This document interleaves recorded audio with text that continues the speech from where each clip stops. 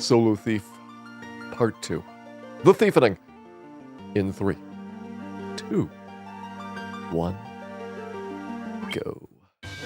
Alright, when we last left off, we've got Dan the Solo Thief at level 38, which is a bit lower than we have been transitioning into this phase of the game.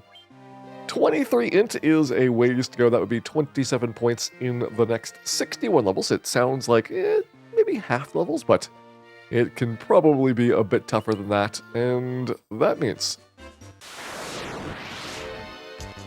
it could be time to head to the ice cave here.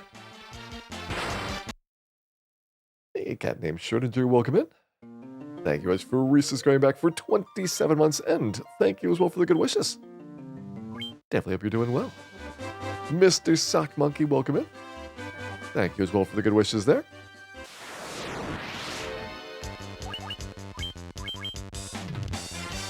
I will probably have a bit of work to do here at the start, because Dan needs a level up here. Strong HP, agility, stamina, no intelligence gain. Alright. Might be getting this level before we get to the boats. Level 39 is going to be our next one to grind out here. We get a couple cracks at it before leaving for the night last night. I'm hoping it goes relatively fast. We've got a couple of tries with different formations. It's one of those things about being in this part of the world. You got the canoe monsters, you got the overworld monsters. We can get to the boat, try those monsters as well. That'll hopefully give us a few different possibilities for formations we might see.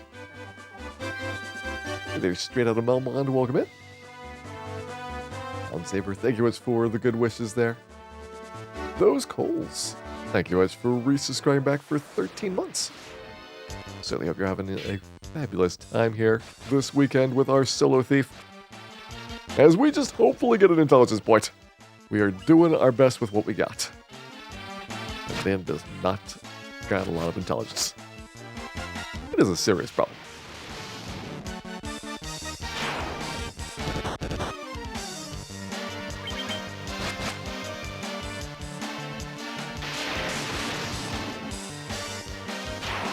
As you can see, we need some more intelligence to actually do some good damage with these magic items. Will this be the one for agility? Nope. It was not. So far, that best one has been the very first one we tried, which had the strong HP gain, which is more or less useless at this point, and stamina, which is partially useless. It's not as bad as getting raw HP, because at least stamina will give you a very small damage reduction with enough points in it. But I would generally imagine that it is going to be rather low on our priority list to have our HP further pushed up. To give you a perspective, we are more than double the average or minimum hit points of a thief for what you would have right now. So given that, it is very likely to be the case that we are going to hit 99 before like level 60. Alright, 27 agility. So we've seen the strong HP gain. We've seen a stamina gain. We have not seen the intelligence gain. Hey, Techno Hornus. Thank you guys for the good wishes there. Your stat gains matter after I get 50 intelligence. There is probably nothing else that I really am going to shoot for on the Thief. Your HP is going to be fine. You're going to have a pretty decent amount of agility and luck. Your strength is kind of irrelevant. It's really tough to get further things in there. There's our intelligence point and a stamina point as a bonus. All right. Level up done. And the ice cave on the way. This is a lot earlier than I normally go to the ice cave in terms of levels. We had been trying to farm mega elixirs from the zombie dragons in most of the other playthroughs. And it just happens that the Thief is really bad at fighting those zombie dragons. Now, if I had the mage staff and like 10 more intelligence, it would go basically about as well as most of the character classes, often one-shotting, or worst case like two-shotting. But it seems like that would take a while. Plus, we don't have the main staff, or the Lilacs for that matter. And so as a result, we're taking the backup plan here, which is moving to the Ice Cave portion of the game a little bit early. Okay, we got the option perhaps to go back to Ordeals if we want to try and farm more Mega Elixirs later. It's either that or farming the 15 puzzle. I've already used a couple of my 15 puzzle slots just to get the Hermes shoes to fight Lich. So we don't have as many of those tries as normal. We're going to need another Hermes shoes to fight Chaos. Possibly two. You want to have one as a spare. We do have the emergency exit, and that gives you a good number of elixirs, depending on how aggressive you want to be at resetting for that. But I'm assuming you don't want to spend an extraordinarily large amount of time on the 15 puzzle win instead. You could spend that time murdering things. Slow 2 array. Slow 2 is much less of a worry than normal. And that's because with this remake and getting up to level 99, you're going to have vastly better magic defense than you would normally have on the NES version. And while the Thief is not going to max it out, it's a quirky thing, but the Thief gets a bonus after class change, which we're not doing. So you only max out your magic defense if you are going to class change to a ninja. And I think you have to do it by like level 85 or something. It's not super rigorous, but it is going to be the last dozen or two level ups that really kind of puts you over the top for it. But still, if you've got a vastly reduced chance of slow 2 going off, you probably don't have to worry about the slow 2 on Chaos at all. We got a stick. And we got 4,000 experience to go. Psycho Dad, thank you very much for gifting out those gift subs tonight. Hopefully the recipients enjoy their emotes. And Psycho Dad, thank you very much for all the support. It is much appreciated. I'm definitely glad that you have been enjoying some fantasy Final Fantasy here. Not going to need those boxes, but we are going to need to get past this trap tile. And here's another point where having more magic defense a little bit sooner is great. Notice that we actually got stunned by the Mind Flares, which we haven't really been worried about too much in past trips. That's because we're basically like 15, 20 levels lower than normal. So every now and then a status effect slips in. It's a situation where if you were on the NES version, you would probably be paralyzed in like 3 or 4 hits. It would be just no chance that a large group with an ambush would be survivable.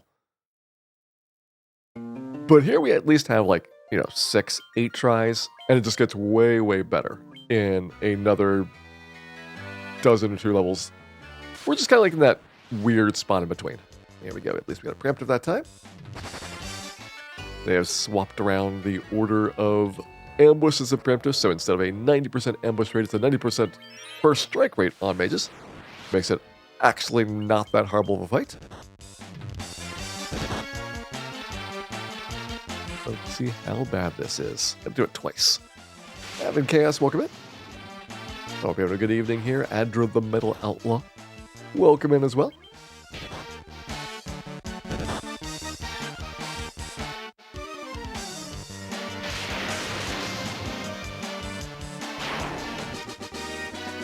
We've got another 2,000 for the level up.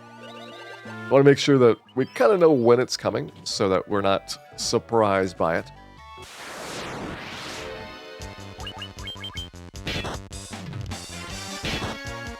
There have been times, maybe even a few times, we're not realizing a level up was on the next battle.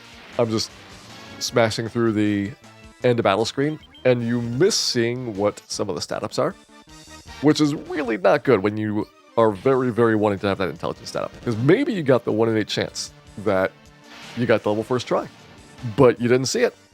So now you don't know. You'll definitely see it next time because we are very close to level up now.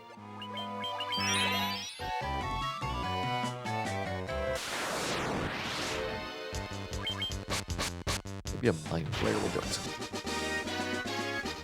29. Strength, luck. It did not do it. Getting so many strong level ups. I think HP is guaranteed at 40. Strength and luck should be guaranteed every even level here.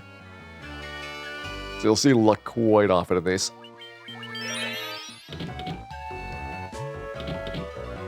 I guess one nice side benefit of not needing money and getting more of your kills off of the eye is that money is really going to be no big deal here. So I do not need to pick up any items. I don't need to grab any of the boxes for gold. I just need to kill things. Ooh, that's not enough damage. We'll try the other swords. Possible rune sword does a better average damage versus this eye. What do we got here? 26 strength, stamina luck. I mean, it's decent. And so we can skip about 50% of levels and still get 50 int. I don't want to go super hard on trying to optimize all these. The biggest thing is just to make sure that we don't push everything off until like we're level 90 plus, because at that point it's really tough to get the last bits that you need. Alright, try again here. 25 strength luck. This begins the eye grind.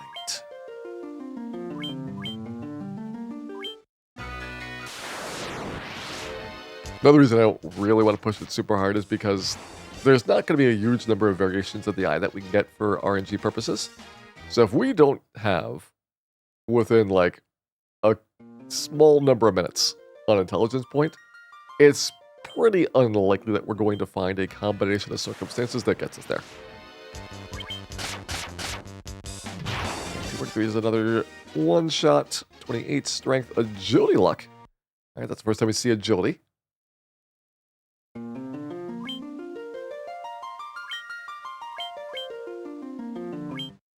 Gonna do a few of these one and done fights, and then we'll start trying to spend an extra turn to mix things up.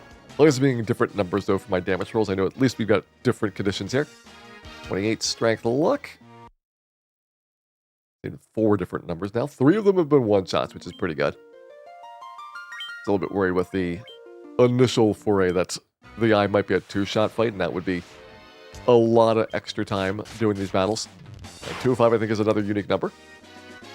24 strength. There's the intelligence point. 40's done. And it should be basically like every other eye for a little while. We normally come in when it's like 2 eyes in between level ups. So initially it's going to be pretty fast. Actually, it's going to be 2 eyes, 3 level ups. It seems it's not that fast. So 199, welcome in. Thank you much for the good wishes there. I was expecting the experience curve to still be climbing at this point, but it seems like we've already pretty much flattened out. It does go up a little bit, but it's really, really slow, so you have a long time where it's basically the same amount of experience for every level up. Alright, 4 stamina. That's not good. Stamina is guaranteed. The only stat that we get. If you had a ninja, you'd be getting MP, but then you'd have a ninja. Now that would be no good.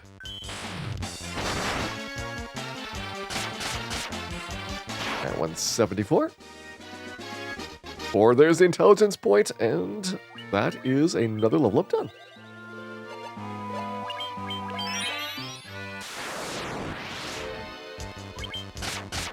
So 25 on our int score now. Maybe 26. Got a couple level ups already tonight.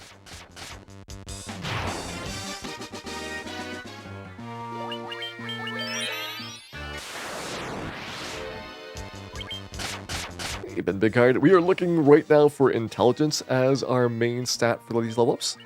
Early game, I needed to get the HP numbers to be a really high roll. Both of these things are a 1 in 8 chance, and getting them at the same time, it's a 1 in 64, so really, really tough. You tend to focus on one stat at a time as a result. All right, 5 strength. There's the intelligence point. 42 is done.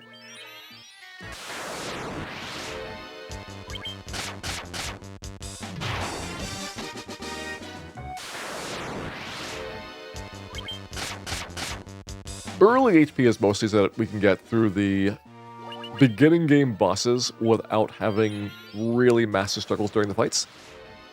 You'll pretty much naturally hit 999 hit points on the Thief with very little extra effort, so you don't have to go super hard with those once you have gotten past Lich, basically. All right, agility and luck there. Intelligence is nice because whenever you use items in combat, starting from this version of Final Fantasy, it does boost the amount of damage or healing in the case of healing items.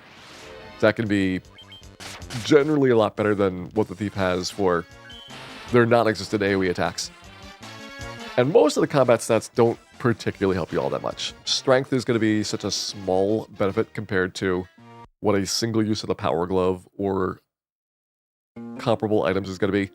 You get a lot of agility and luck already, and they only have a pretty minor benefit in terms of reducing the damage that you take.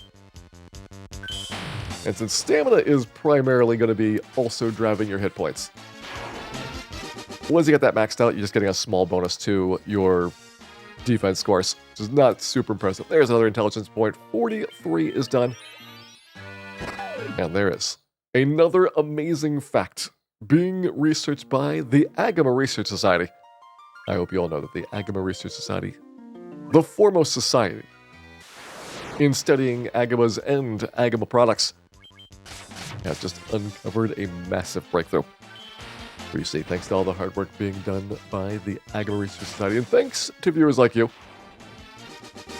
We now know that Agamas fund the only remaining parsnip insurance market. So if you want to make sure your parsnips are protected, you've got no other choice.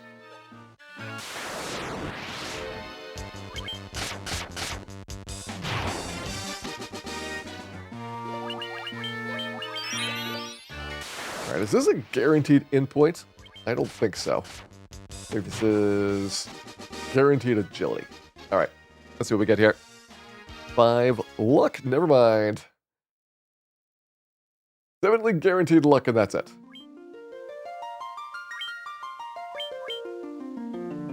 Oh yeah, level 44. I was looking at 42. 44 is guaranteed luck. We gotta be really lucky to get these intelligence points. 27 luck. The difference between those HP scores is that strong HP roll. It's a 1 in 8 chance that you're going to add between like 20 and 24 hit points to your normal vitality total. And other than that, you just get vitality divided by 4, which is, for right now, for the Thief, pretty small. 5. Intelligence luck. There is another one done. 44 is out of the way.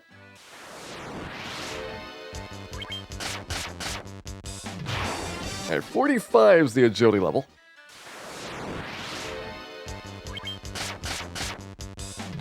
You only get a freebie intelligence level like every 6 level ups. It's gonna be nice when we have them.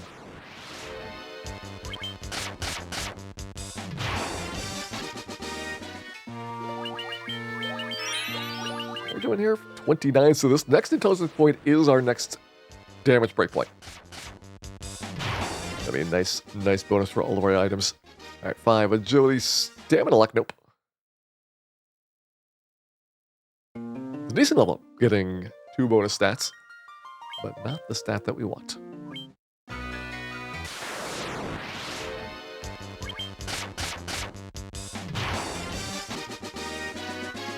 5 agility, stamina.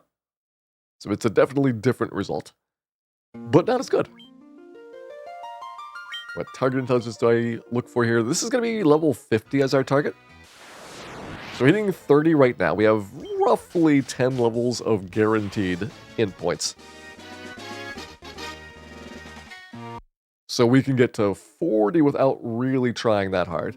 And if it's a 1 in 8 chance of getting a level up, even if you are not guaranteed it, then we're probably going to end up naturally at like 46, 47 at this rate.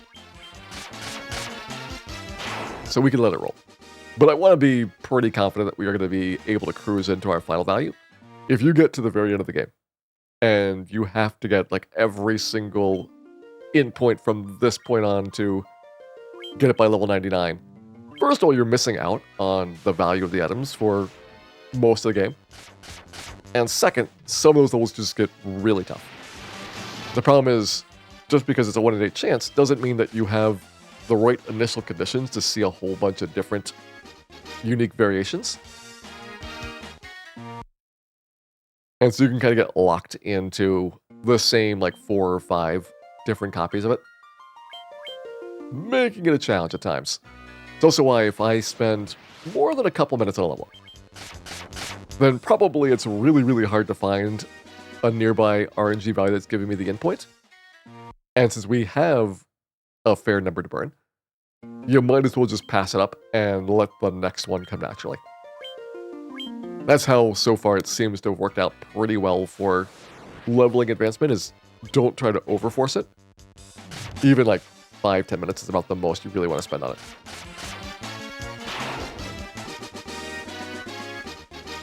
Agility?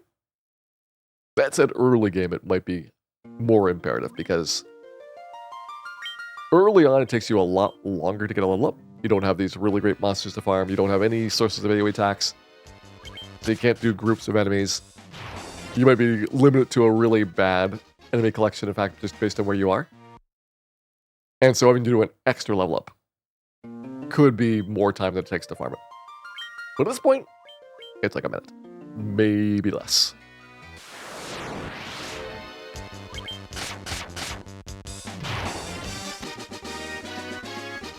And 5 agility again. Give it a couple more tries.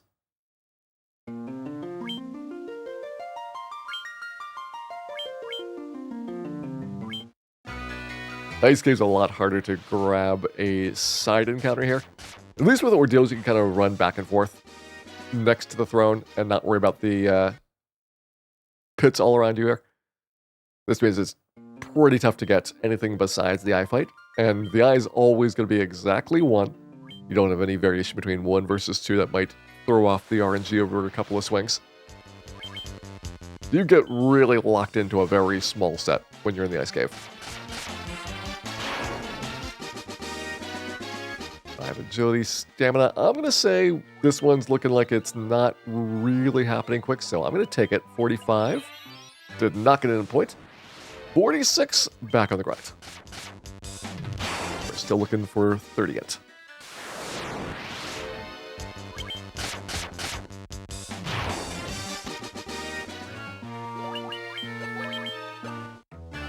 Yeah, because we got to do 3 more eyes.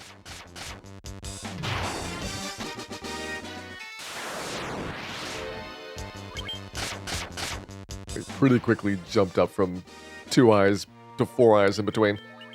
And that's about where it flattens out for a long time. Making this an extremely efficient way to grind with a solo character. Alright, 27 strength. There's the intelligence point. We got luck as well as a bonus.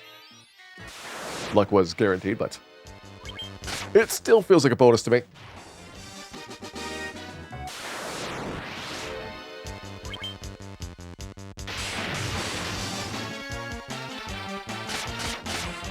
Up to 47. One more.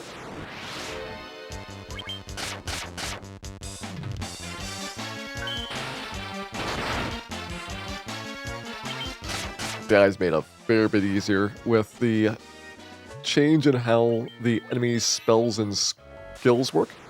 There are a large number of enemies. Bosses are excluded from this, but all the regular enemies have their spell list reversed in certain places. So they will, if they have 4 spells that they were planned to use, do those 4 spells in the opposite order compared to the NES version, which means the eye's really big attacks, like Brack and XXXX are now the last one in their list. So he's going to start with the Stare skill and Lit 2. So all the instant death is pretty much impossible to get to. Alright, 27 stamina again.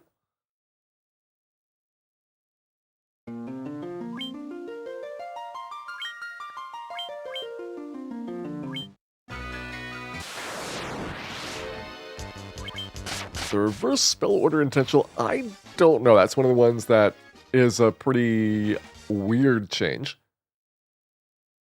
Some of the ones that you could kind of imagine, like little tiny map edits, are probably intentional. They filled in the corner that let you walk around the Nightmare Trap tile after picking up the heal staff without doing the fight again. Alright, that was probably on purpose. They moved the town of Lufania one tile over so you can walk down the left-hand side without having to go all the way around the town. That was probably on purpose. They completely changed how magic defense and intelligence works. That's definitely on purpose. But when it comes to the order that they place things in a fight, or the order that spells happen in certain situations, I could see that being something that kind of slips by, because you might write down a list and not realize the significance of the order of the list, or that you're going through the list, one way versus the other. So that seems like something that could very easily have been slipped up on without, intentionally meaning to do it in a different way behaviorally. Or it could be like, all right, some of these enemies are just way too hard. What's an easy way to become easier? Well, you have them do their best moves last instead of first. And then suddenly things like Gargoyles and the Eye and Man-Cats go from really, really hard fights to being, kind of pushovers. Similar kind of thing with the swap between the ambush rate and the first strike rate on a lot of monsters. Could be accidental. Again, you're interpreting things in a reverse order compared to what they used to be. Or it could be, again, it was really frustrating when you're walking around and 90% of the time that you get a fight with shadows, they're going to spend like 2 minutes taking turns before you get to do anything. Why don't we swap that so that it doesn't happen that way? But none of this is like ever written down as, oh, this is a thing that we meant to do. Here we go, we got the intelligence point at 47. 48 should be a freebie, so we get to just plow through this one. Slayer's Fall, welcome in. Thank you, Edge, for the good wishes there. LaCroix Jenkins, welcome in. Hope you're doing well here tonight. We're just chewing through these intelligence points right now. This is a much faster grind for experience than the Zombies, but obviously you are missing out on that very crucial and juicy Mega Elixir drop. I'm just impressed we got 2 Mega Elixirs in a very short amount of time in ordeals. It may or may not be enough for the Thief. Thief is going to need a lot of time in the Chaos fight too. Just kind of get established and get all the buffs up before we can even start attacking. So a lot of Mega Elixirs would help. Alright, 5 Strength, Intelligence, Luck, nice. We got 48 done. Up to 32 Intelligence now, 18 points to go. 8 of those are probably guaranteed at this point. We need about 10 more of the non-guaranteed points. And we would have naturally somewhere around like 4 or 5 just kind of happen by chance. So if we let things kind of ride here, it's unlikely that we would hit 50 on our own. You might get lucky. But considering that this is Dan the Thief, let's just say the odds of that are very, very slim. Alright, 5 Agility again.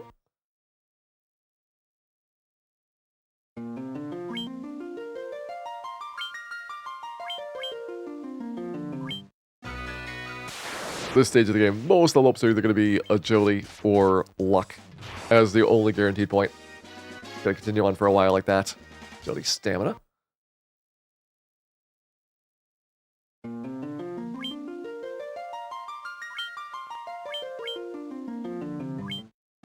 Ooh, I think by this point we also have got our accuracy score matched out. It hasn't been super relevant because your last breakpoint's at 224 accuracy, and then going from 224 to 255 doesn't actually change your attack per round. But we had just gotten the 8th attack, I think, as we got to our deals. So this is enough level ups after that to go from just barely at the 8th attack too. As close to 9 attacks as you could possibly get.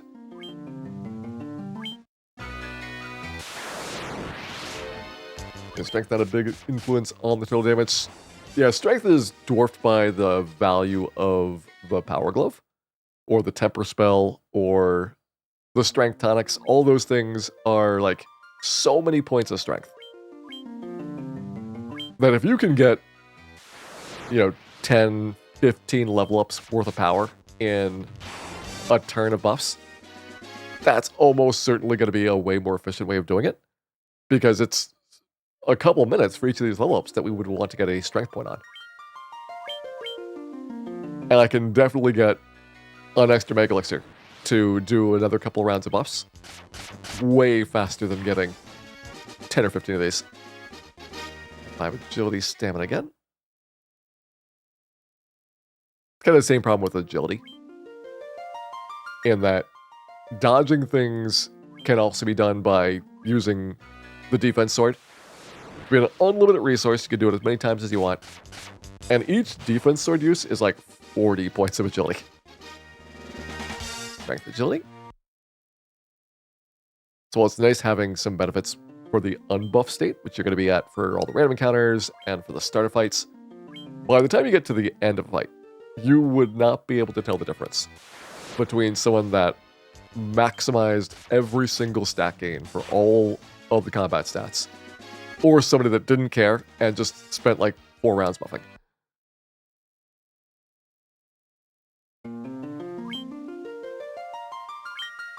Technically, like, you could kind of recognize maybe a little bit, but it would probably be also pretty inconsequential compared to just spending more rounds using like speed drinks or something. Like, whatever buff you chose, just like another 2 of those probably beats out having 40 extra luck.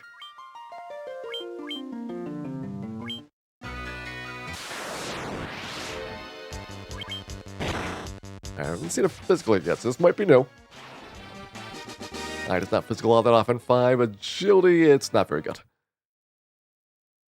Alright, so we tried a couple of different variations here. We're starting to see not a lot of different outputs. So this one might be one that we just kind of take whatever and move on to the next.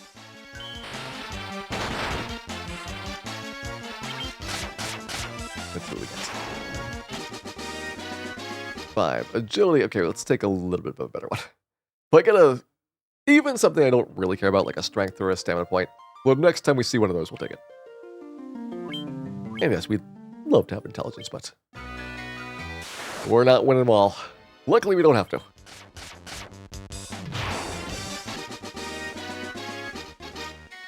Agility.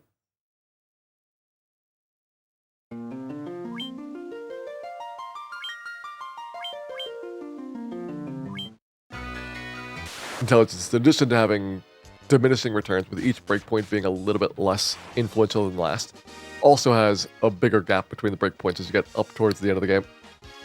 Strength, agility, alright, whatever. That's going to be it for 49. On to level 50. BB Mokumin. Thank you very much for the good wishes. Enjoy the eye grind. I imagine there's going to be a lot of grinding for this eye tonight.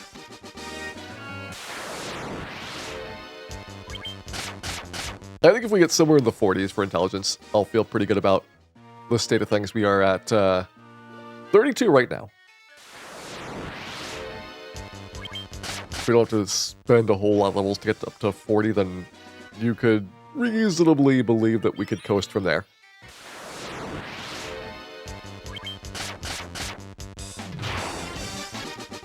There's still a bit to go. There's our intelligence point. All right, 50 is done. Nice and easy. Next guaranteed intelligence is at 54, so we do not have a freebie for a while. Another thing we'll notice, and this is going to be kind of subtle, is just how so much better our combat is on the non-eye fights over the course of this adventure. And now that we get the extra breakpoint, we're pretty easily one-shotting those with Lit 2, which is not even the element that they're weak to. We're dodging a lot better. We're slowly increasing our HP. We're going to have no real problems hitting to 999 before too long here.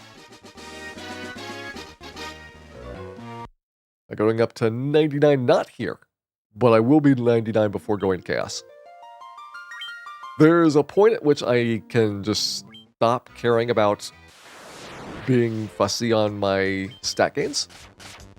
And once we hit that point, you will see that the leveling up process goes really, really fast. It's less than a minute per level from that point on.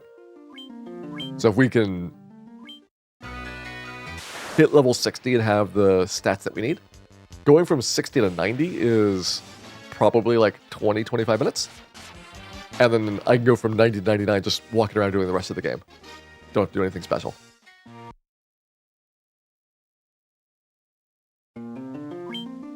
There's also kind of the factor that I did shortchange ordeals quite a bit.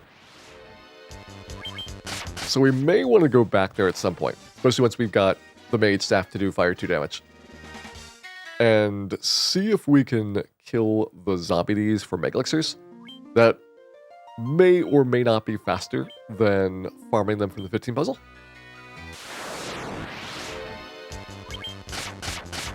Like if we get lucky, zombies can be pretty good. Alright, there's the intelligence point. 51 is done.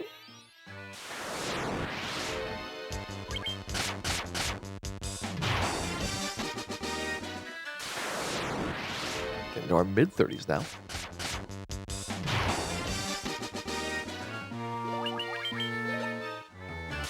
Considering that we started like pretty much barely around 20, I feel like this has gone really fast for getting this picked out here. Like 30 minutes for 10 points of intelligence is not exactly a bad amount of time. 921, gotta be careful to get this encounter here. Get the endpoint. 30 strength luck, we did not get the endpoint.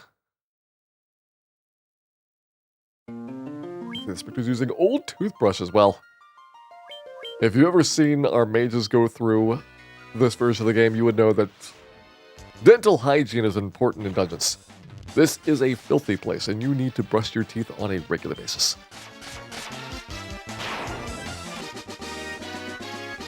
Okay, 7 strength luck.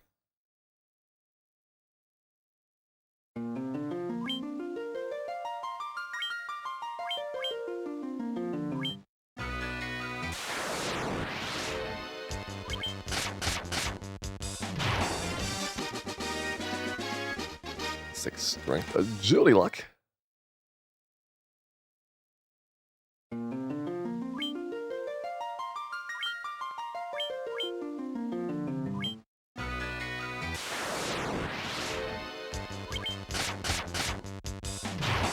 They seem like not bad level ups, just not the one we need. 29 strength stamina luck. We've seen pretty much every stat except for intelligence.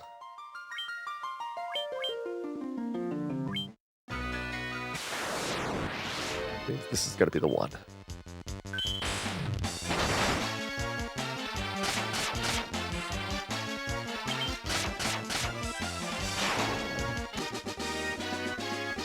Five strength luck. It was not the one. Strength and luck are guaranteed, as is the stronger HP gain. It is the middle stats that can be elusive here. 1 gaze. I'm trying to remember if we've seen this one. Once you see the first couple of attacks, you can sometimes recognize that we've already had this exact type fight before. So we're not going to get a new result for our level up.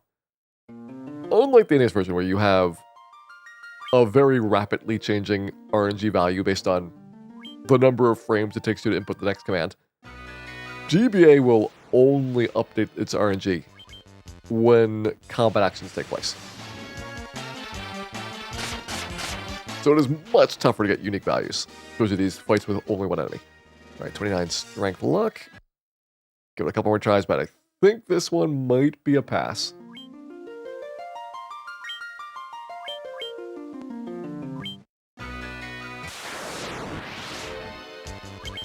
Yeah, we don't want to spend too much time on a single level up. 28 strength, stamina luck. All right, we'll just take that one. 52 was a bust, but 53. 53 one is going to be great.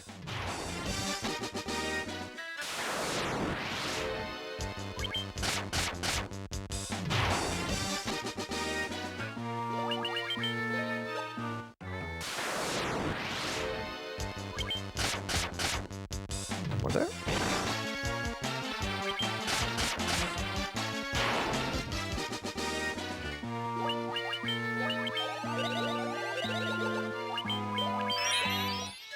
It also does look like we are pretty easily on track to getting our HP maxed out by the low 60s. All right, 5. There's the intelligence point first try, and stamina as was foretold by the prophecy. And supposedly 54 is going to be guaranteed int, so we just can blaze through this one. Get another freebie out of the way.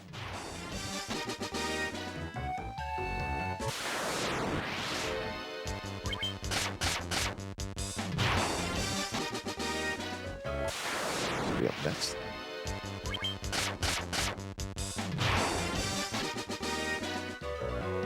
Up next. Hey, Captain Vittles, welcome in. Enjoy our riveting eye action. Got a staring contest going on. All right, 30 strength, intelligence, luck. Yep, we got the intelligence point there as predicted. 54 is done. 55 is up next. Our next guaranteed int point is 60, so we got a while before we can relax again. 7 more guaranteed int points, I believe, throughout the rest of the game. That is Dan 1 intelligence. So the intelligence stat is going to influence the effectiveness of magic items. This is new for the GBA version. Previous versions, it didn't matter who was casting a spell, whether it was an item or a mage or what your character class or your level was, it was always the exact same. But with GBA, they have changed it so that anything that's got a variable effect is going to be influenced by your intelligence stat. Variable effect is just where it's a range of possible values, unlike, say, fast, but it always does exactly the same thing every time. So for black magic, initially every 10 points of intelligence is going to be an extra hit from each of your spells. Similarly, like, you get an extra hit with your swords with enough agility. And for white magic, it seems like it's a smoother curve, but the effect is a little bit smaller. So you might have still a noticeable gain between level 1 and 99 intelligence, but it's not going to be as big of a gain as the black magic side would have. And that means black magic, pretty much the one that we are kind of focusing on here, is going to have its breakpoints 10, 20, 30, 40, 50. So all the 10s. And then after that, it's by 16s, which is 66, 82, and then 98 for the last one. 99 would only benefit white magic, and it would be a very, very tiny amount. We're not going to 98. We're going to be pretty happy with 50 intelligence, I think. That is way vastly more than a thief would normally have. So typically the thief would be kind of completely ineffective at using the Zeus gauntlets or the mage staff or the black shirt on things. With 50 intelligence, we're going to be able to kill most regular enemies. Like right now with 30 int, and using Lit 2, which is not what the undead in here are weak to, we are still able to kill most of the undead packs in one shot. We have their weakness, it would go up by like another 50%, and it would kill all of them guaranteed every time. If we had 40 int, it would go up by like 20%, I think it is. It's not quite as good as the early gains, but still like a decent amount. That would probably also be enough for most of the undead at this point. And even by late game, if you get their weakness and 50 int, you're doing a lot of damage. Hey, King Booty, welcome in. Thank you much for the good wishes there. Definitely enjoy our solo thief playthrough here.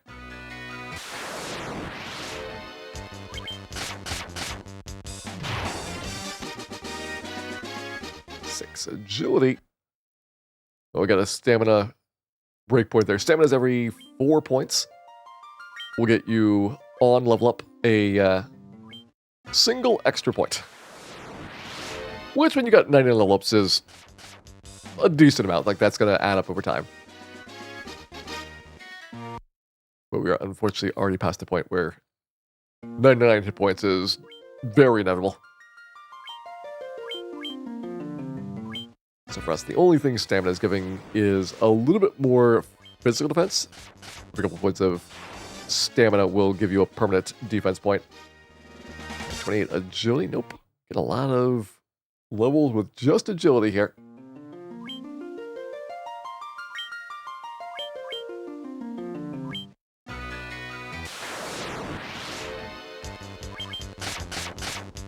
And yes, agility is guaranteed. 6 strength agility.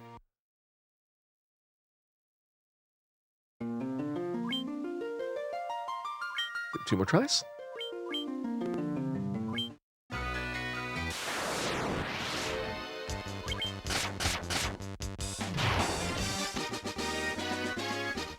Agility, stamina. I could probably take that, but let's reroll again. One more solid one. I'll take whatever is the next 2 stat gain level. Whether it is intelligence or not.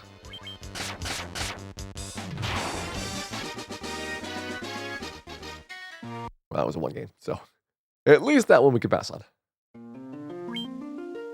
We might not be getting what we want, but we still have standards. Very, very low standards in the case of this. Hey, Ninja Frog Fu, welcome in. Hope you're enjoying your weekend here. We're currently working on level 55. This is, I think, around 35 intelligence that we got right now. Target 50. Probably need like 8 or 9 more hard points to drop. I will take agility, stamina. Get up on that one. 156. A little like ready for. I'm not ready for a specific level. It's more to get my intelligence points up to 50. But if we want to get basically as much experience as we need, then level 90 is the furthest you go here, and just let the rest of the game happen naturally to bump you up to 99. Probably you could go at like 85 and get up to 99, no problem. It's kind of a guess about what you would want for it. But that's if you're not getting any more experience anywhere else. And there's a possibility we might go back to ordeals and fight more zombie dragons. So I could see ending this grind after we get 50 int, and then, well, whatever intelligence we would have past that point, probably waste it. But levels, maybe like 70 or so. It's a little bit faster doing these than doing the zombie Ds. Zombie Ds get you mega elixirs, so there's a big reward for it at the cost of some speed. That's assuming you get lucky. It's a 1% mega elixir drop rate. But so far we got 2 on.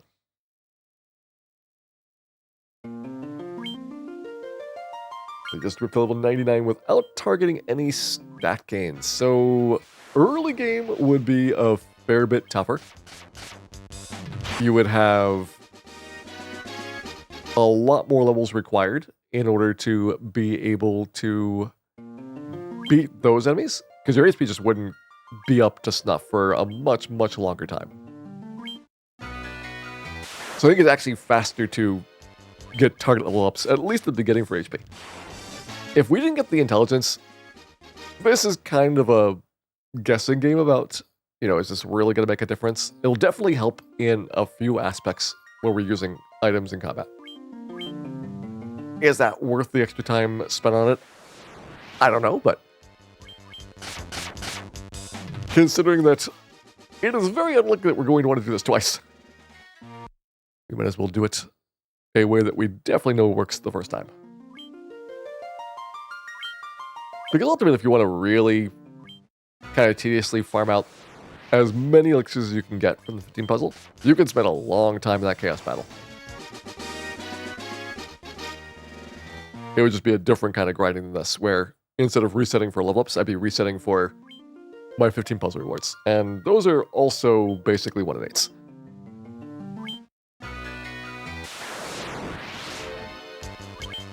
Let's win, welcome in. Hope you're enjoying your night here so far.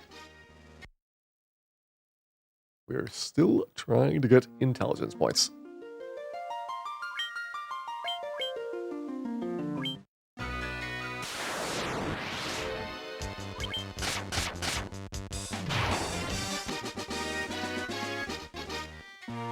All we're getting here is luck, which our luck is not very good. How big of a difference would class change make on these runtimes? It's pretty massive. For the beginning of the game, obviously, you're not really changing much. Whatever it takes you to get past Lich is what it's going to take you. I'm not doing a whole lot of advanced prep other than maybe a couple of intelligence points early on that could be skipped. What makes it pretty good late game is that, for example, Ninja would get the fast spell, so I wouldn't have to farm out the Hermes shoes. That would save me a bit of time on the 15 puzzle. I would have access to much better armor and a better weapon prior to getting the Mazmune. Does that make a huge difference? The armor does help even later on because that's going to be available at the end of the game. You're going to have more magic defense as a ninja versus a thief. There's probably another hidden stat that the ninja gets a bonus on. But whether this is like a really dramatic improvement for this version of the game, it's not all that significant. But for other versions, like just the benefit of having fast at all is kind of a big deal on NES or PlayStation. Like that's going to be a major, major impact on how things like the Chaos might go.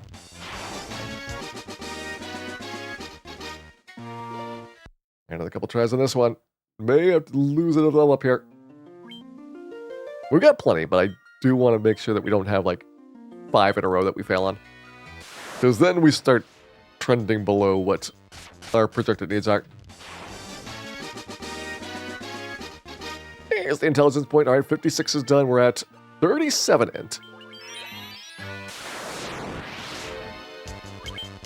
Sometimes you just have to use reverse psychology on the level ups. Make them think that it's not what you want.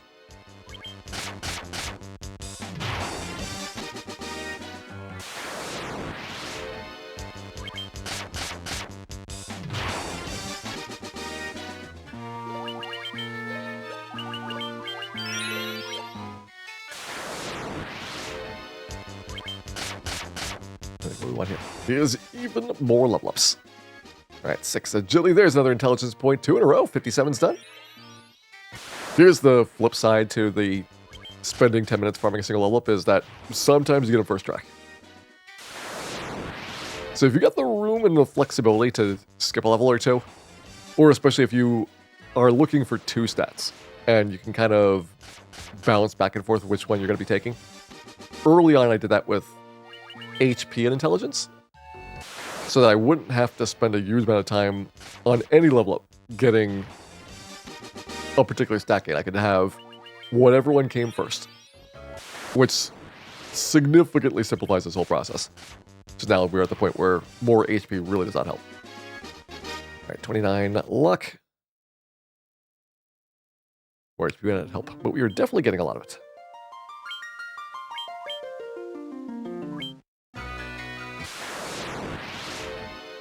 Hey there, GB31842, welcome in. The grinding of these eyeballs. We'll be at the end of the game, 99. 99 is the cap for this game. And we will probably hit 99 somewhere either late in Sky Castle, early in Temple Fiends. The rest of the experience will just be wasted.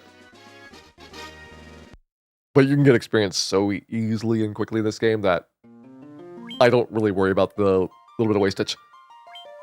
If we went full out and just didn't care about level ups, smacking these eye downs as quickly as we can. It is somewhere like 40 seconds per level up.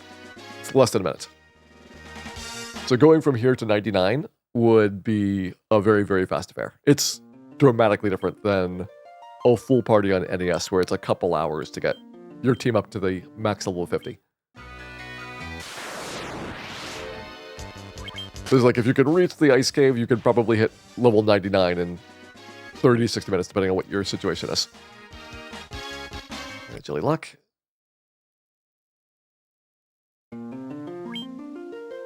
We have had a couple of good ones in a row. Maybe we could afford to take a level off.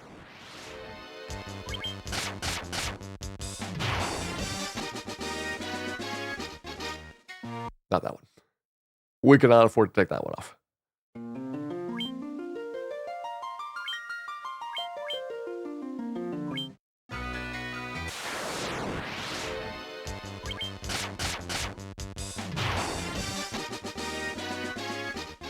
There's our intelligence point.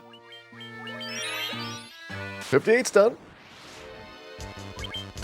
To 59. We're getting pretty close to 40, which is going to be our break point for the next bit of damage. 30 was already enough to one-shot most of the enemies in here with the Lit 2 spell. So that is pretty strong. And then 50 is our ultimate goal. I will have another couple levels that are going to be guaranteed endpoints. Our next one's at level 60. And then every 6 levels past that, I believe, for the rest of the game. So some of these are freebies, and we can kind of just back those numbers out of our calculations. So if we have like 45 int, we're guaranteed to get it. And then odds are pretty good, because it's every 8 level ups that you're going to get an int point just by random chance. But you can also probably get another 3 or 4 points just from luck. Actually, stamina luck, I mean, that's a different kind of luck.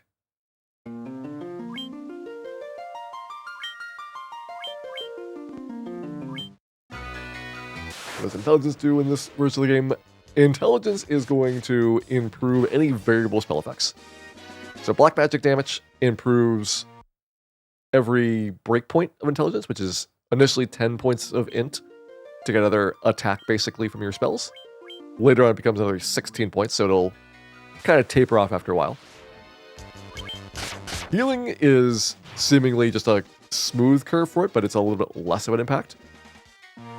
So it won't be as dramatic in terms of the swing that you have on intelligence, although you will notice a fairly large difference from very low int to very high int.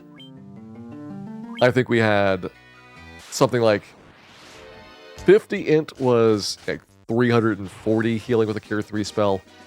99 int was like 440 curing with a Heal 3 spell. So like, doubling your int is not going to double the reward, but it is going to make it a bit better.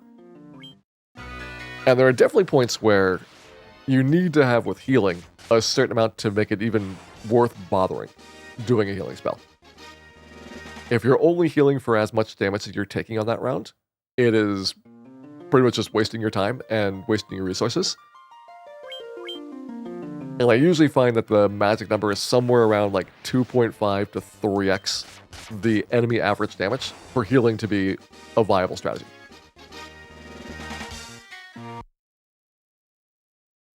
Or black magic damage is like whatever you need to kill them. And you'll definitely notice when you get a breakpoint if you've got a black mage. It's very similar to how with a sword I'm hitting 8 times because I've got a certain accuracy score. A certain intelligence score will let you hit with a spell multiple times. So it starts with 1, extra hit 10 int, extra hit 20 int, 30 int, 40 int, 50 int, 66 int, 82, and then 98.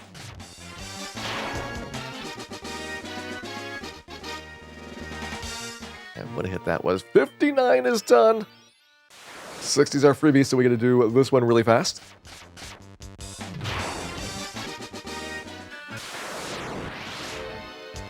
I think we are going to be at this point statistically likely to be having a chance that we would coast to 50 int from here. I'd want a couple more points to make it a little bit better than it's a 50-50. I think with a few more points, we can start getting to the stage of the game where it's like, all right, unless we got super unlucky for a while, and we could probably correct that in the last couple of level ups, we're going to be good. Okay, 41 hit, actually. That is better than I thought we were at. All right, 41 means I'm guaranteed to hit 47. And I would be on average hitting 51, which is just barely over our threshold.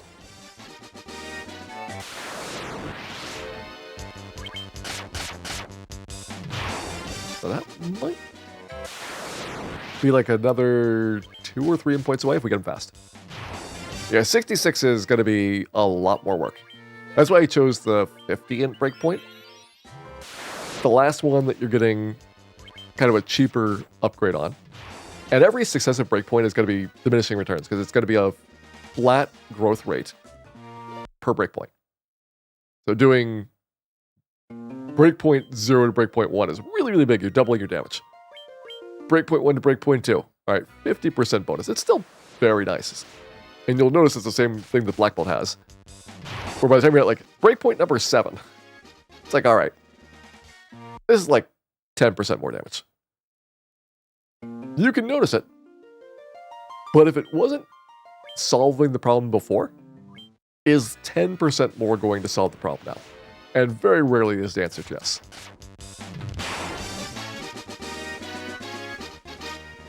Here's an endpoint. All right, 61 is done. Let's see if we can get all the points up to 64.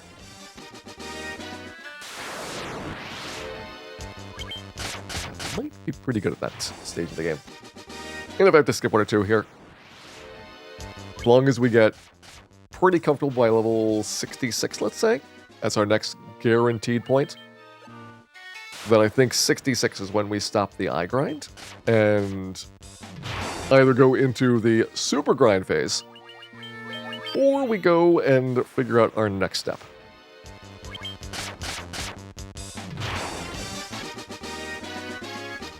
Just luck. Super grinders which like smash through as many eyes as quickly as possible to get up to level 90 or so. The alternative being going back to ordeals and trying to get Mega Elixirs farmed.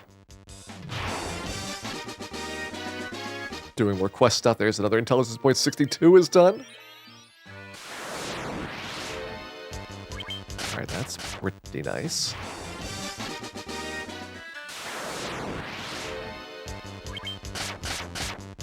Jeez, I had to say, sometimes you just gotta smash eyeballs. I mean, that's just how life is.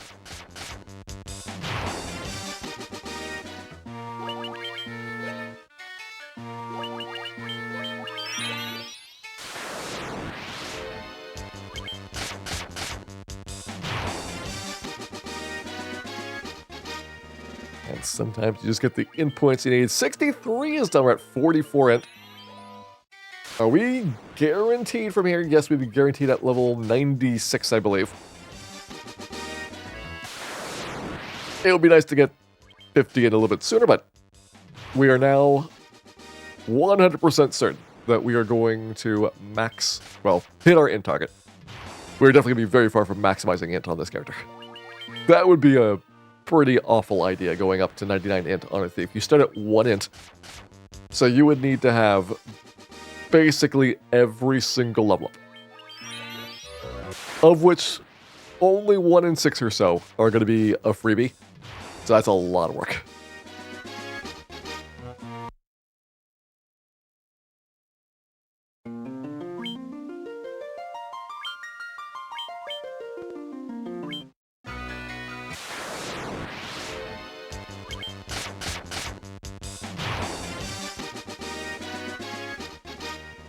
You know, I'm just going to take it.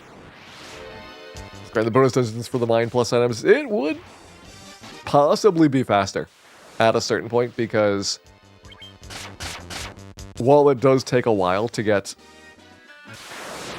one of the stat ups to generate in the bonus dungeons, It could easily be like 15, 20 minutes to get the stat that you're looking for in a particular level up. So if you have to get every single one, it is a brutal amount of time on a few of those. We're at level 70 here. I think it is time to let it rip a bit.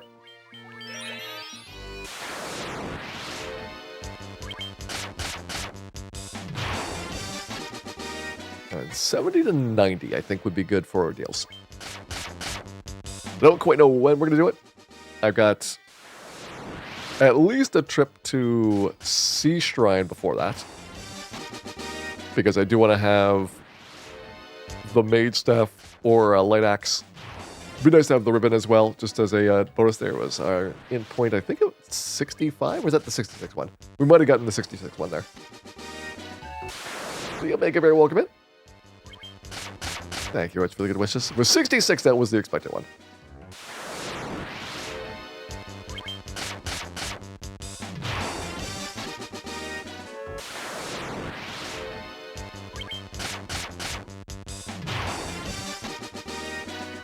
Seven did not get an in point.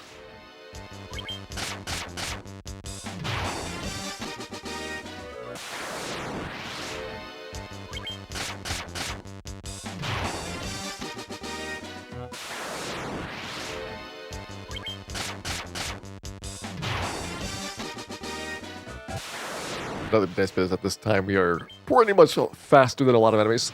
Don't have to worry about the enemies taking turns. Goes way smoother at that point. Alright, 68 did not get an in point.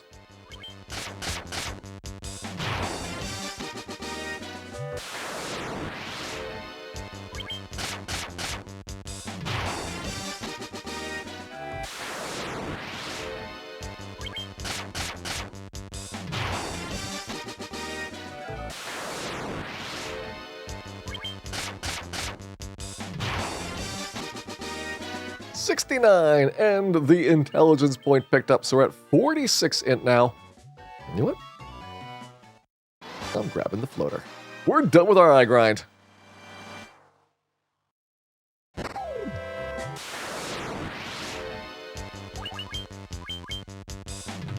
how much better this is. So way less of a chance of being paralyzed. We're a little bit faster, so we could have gone not blast. Yeah, we do have another breakpoint here, so the damage way better on those things.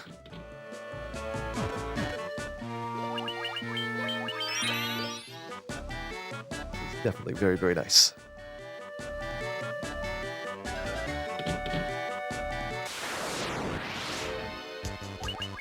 Oh, wizards. You picked the wrong thief to mess with here. Athletics better against the undead. It would look like the harm spells would be really good versus undead, because their attack power is a pretty high number.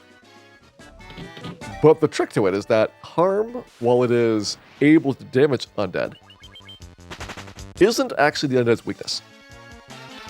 So the harm spell, while it has a higher base damage, is not going to have a higher critical hit rate. It's not going to have the 50% bonus that fire does. And as a result, I think the fire spells actually are better than the corresponding harm spells. Despite harm being special purpose for this exact case and having no other utility in the game at all.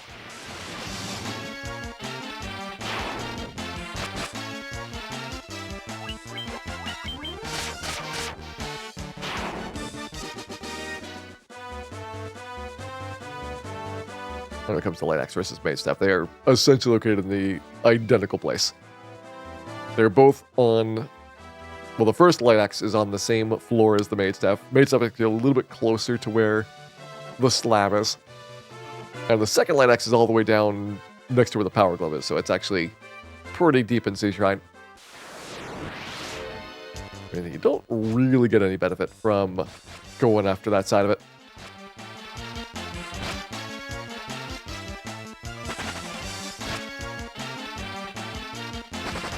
Fish, you better run. Otherwise, Dan is going to be very, very dead.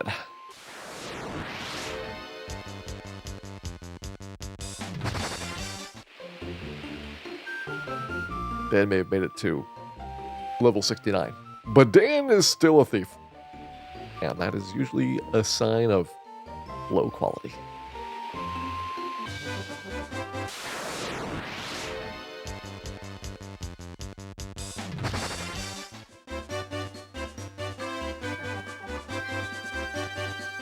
All right, to the airship.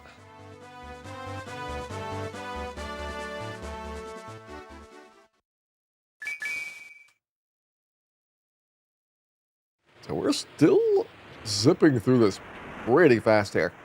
Hardest encounter so far has been Lich. Actually, I think the one that took the most try was the Wizards in the Marsh Cave. But Lich was the hardest one, where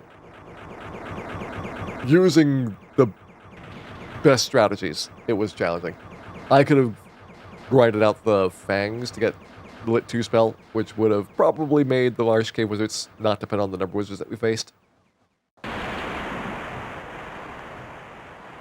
I was saving those for Astos, and it turned out Astos didn't even need them.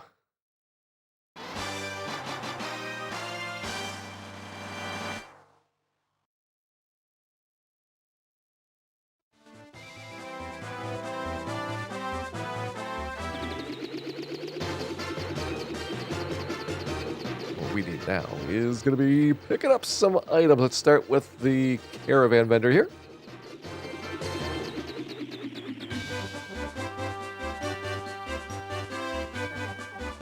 Go ahead and grab our bottle. There's also a couple of items that you can use in combat that are very decent. Now, are they necessary for Dan? I don't know.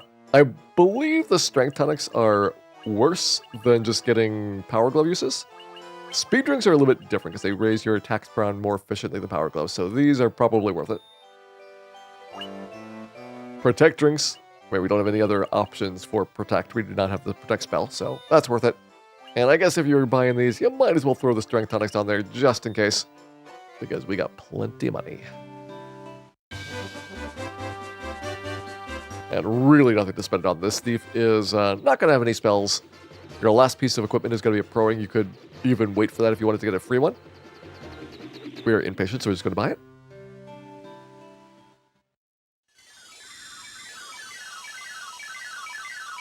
That one was tough on Pixelmaster. So Lich 1 is a pretty nasty roadblock on these later remakes. Primarily because the HP bonus of the bosses being bumped up is felt very, very hard on Lich especially. It's your first time really getting into the more difficult single target fights. Lich is very aggressive with using some big damage moves. And there are certainly some situations where they kind of assume that you've got multiple characters, so things like sleep and stun are pretty freely thrown out, which a single character is going to struggle with a lot. We don't need those tents. I might keep one house just to get a full HP recovery at some place, and I mean, the rune sword and coral sword still our best sword options. It's just a little bit sad.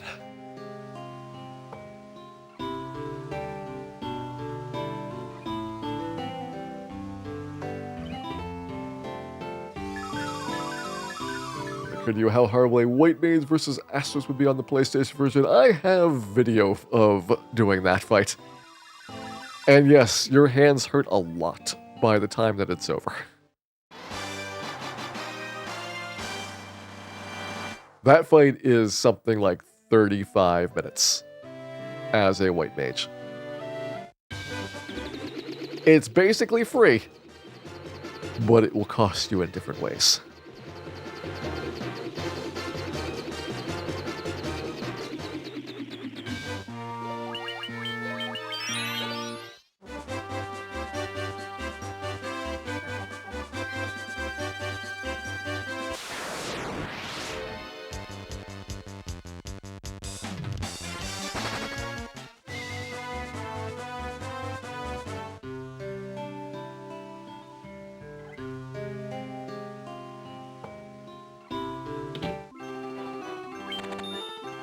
this luxurious inn. In comparison to the Belmont Inn, this is a palatial estate. It's got functioning walls, floors, there's carpets. The beds are not made out of concrete. And the spiders are not the size of your head. It's really refreshing.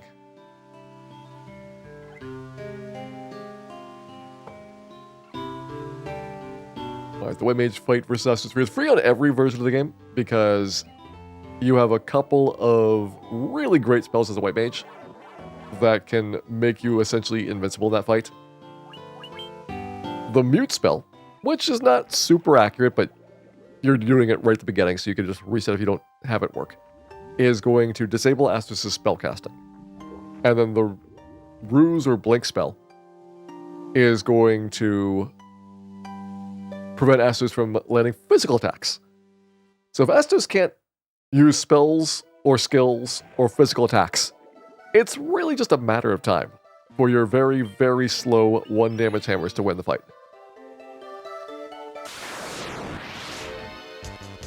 It's very, very painful, but basically guaranteed.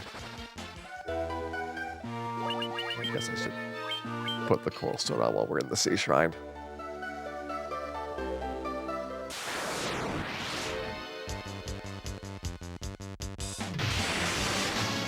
Yeah, mute works on a couple of enemies that you might not expect. The Eye is another one that can be easily muted, but if you are going to do stuff versus the Eye, it'd be better to just use instant death. That'd be way more effective at winning the fight. But for a White Mage, we don't have any instant death options. Mute works there too.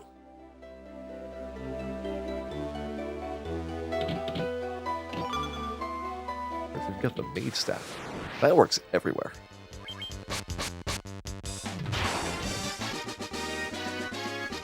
I got an intelligence point at level 70. That wasn't guaranteed.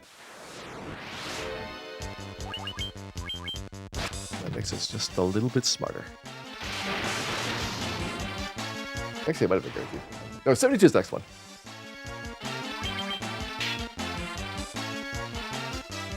72, 78, 84, 90, 96. Those are the rest of the ones we got.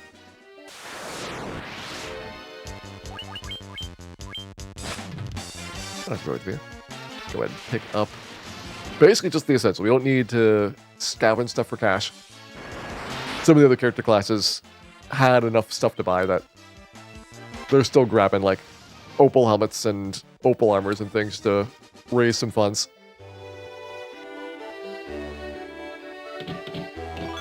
Leaf does not need money. Leaf just needs to have really fancy bracelets. And practically the bracelet's going to be our best body armor in the entire game. Leaf is really just a mage who is not very good at magic. But it's fabulous at slabs. Alright, slab acquired.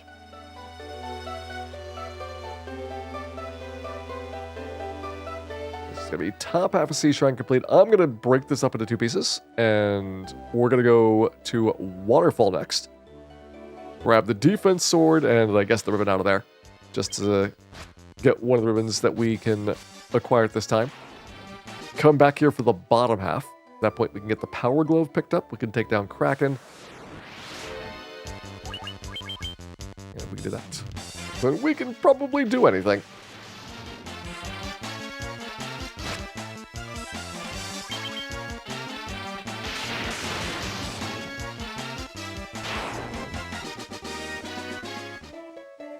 Yeah, just got another intelligence point. See, when I stop trying, it's really easy to get your intelligence maxed out.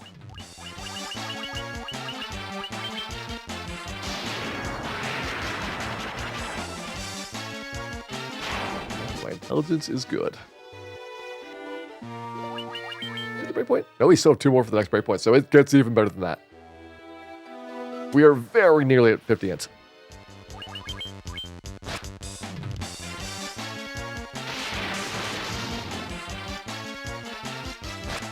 We had 50, I think we one-shot these Gersharks with Lit 2. I want to say it's going to do like another 75 damage. That should put him somewhere in like the 340, 350 range. All right, Barrel, get me out of here. Bloop, bloop, bloop.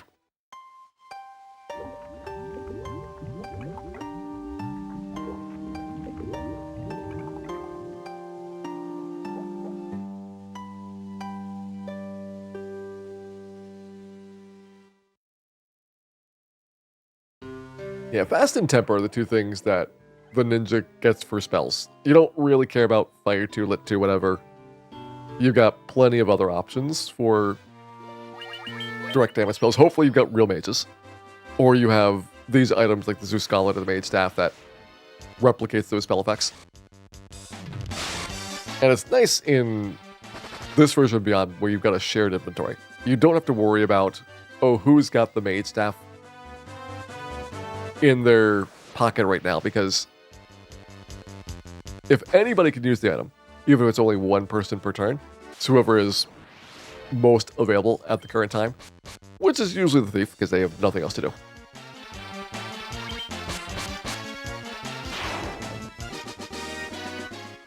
$72, another int points. We're at 49 int now.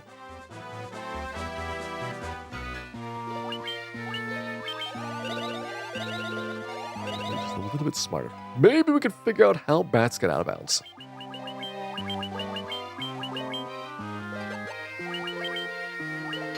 Alas, it will probably remain a mystery forever.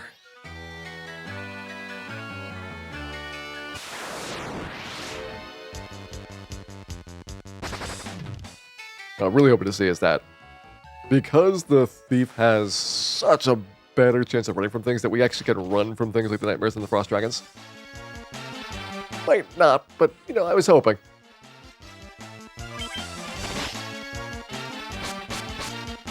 Maybe by level 99 we can run from the nightmares and the frost dragons.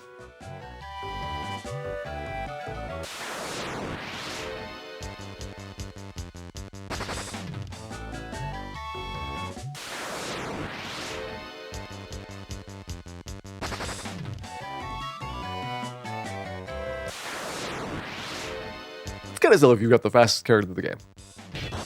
And you got like a super high level. This is way beyond what you're expected to have by the time that you're in the waterfall.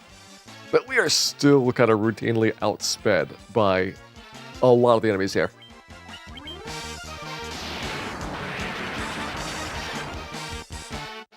And sometimes our legs are even a little bit broken.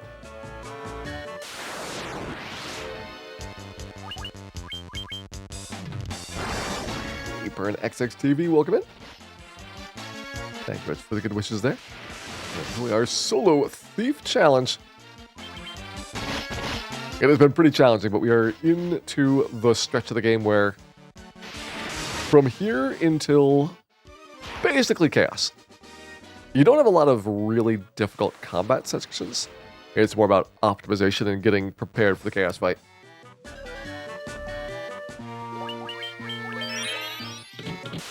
Marcus, welcome in. Hope you had a good time with Final Fantasy XII tonight. You're on our solo thief playthrough. Got most of our Ice Cave grind done. Still probably going to go back to ordeals and see if we can get more Mega Elixirs picked up. I think it's probably worth doing it versus the 15 puzzle grind. I need to get about 20 levels anyway. So we will have a little bit of time there. That's why I did not fully consider ordeals done for our first trip. Alright, that is going to upgrade to ribbon. We've got the defense sword, which is usable in a lot of places. Wizard staff is not really usable. More for the fun of it. Alright, defense sword. I guess we can leave in row 2. We don't use that all that often.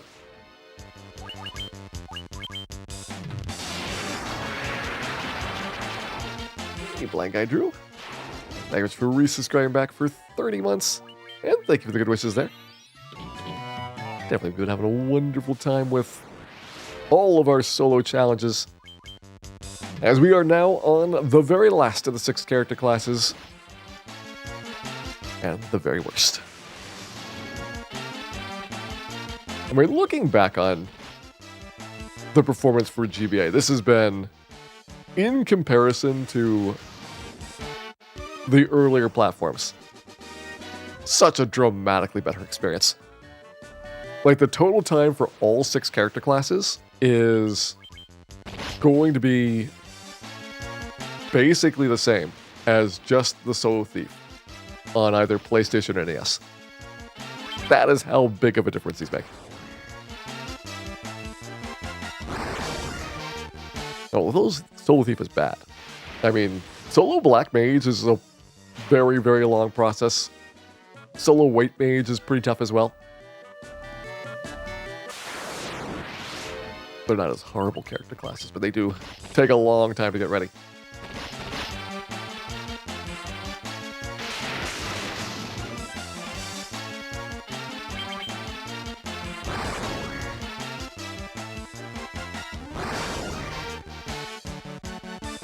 The play closer to the NES version than this one. PlayStation version is essentially the NES game with the bugs fixed.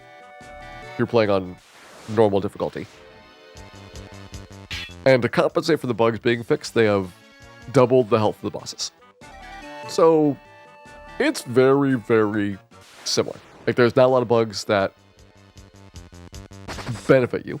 Most of the bugs are hurting you, so fixing those makes the game a little bit easier. But you're doubling the boss health, and that's going to be making the bosses more challenging again. So until you have certain items or abilities, it's either exactly the same or sometimes even harder. Like, Solo Thief versus Astos on PlayStation is the hardest single thing that has come up in this game. And it's because at that point you have 0 resources to work with. But later on, I feel like PlayStation gets a little bit easier. And then there's an easy mode in PlayStation. And the easy mode is going to essentially double the rate at which you get experience in gold. Which for melee classes is going to be pretty similar to the GBA version here. And for mages, it's going to vastly increase the number of spells per day. It's not quite the same as having the MP system. You don't have the flexibility of reallocating your magic to a different spell tier if you want to. But you have so many spells per tier that if you work on getting your levels up, you're going to be doing really much an unlimited number of spells each time you go out there. So it's kind of a hybrid, depending on which difficulty you select. It can be more like NES or more like GBA. And the GBA kind of adds on top of that a whole bunch of really broken items that you get from playing the 15 puzzle. On NES, you get $100 for winning the 15 puzzle, which is not a lot. On PlayStation, you get a 10,000 reward for getting the first place time, which you can kind of cheese by getting just slightly faster and faster times, making sure that you don't break the record by too much. And if you've got 40, 50,000 at the start of the game, you're going to be cruising through things money-wise for a while. But GBA will add a whole bunch of unique things from other Final Fantasies, and especially because you get them as soon as you get the boat. It's not going to help you on Garland, it's not going to help you on Bicky, but it helps you a really big amount between Bicky and then whenever you would have those powers normally. Especially things like the Wizards in Marsh Cave, Astos, Lich to some extent. Past Lich is kind of starting to go a little bit down in value, but there's still times where, like, at the end of this game, when we're fighting Chaos, I'm going to use an item from the 15 puzzle to do double damage.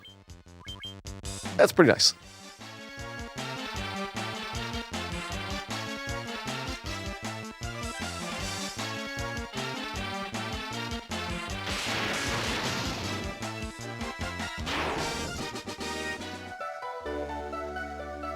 Having that 50 intelligence, that's real nice. Actually, we do actually have 50. Yep, 50 on the dot, so we hit our breakpoint. If you really wanted to, you could get to 99, or get to 66 intelligence, which is the next breakpoint before level 99. I would not recommend it. It's going to be a modest increase for the Thief. And getting another 16 points in 25 levels, that's a really high percentage.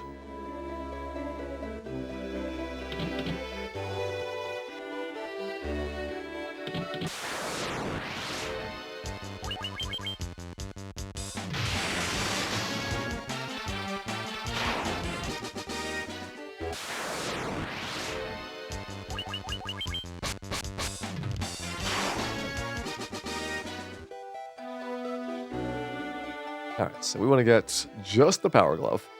We already got the ribbon from the waterfall, so we're good there. We don't care about the light axe.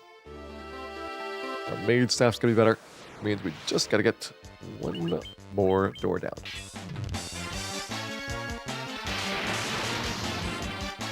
And we'll fight the water metals, but they should be kind of easy by this point.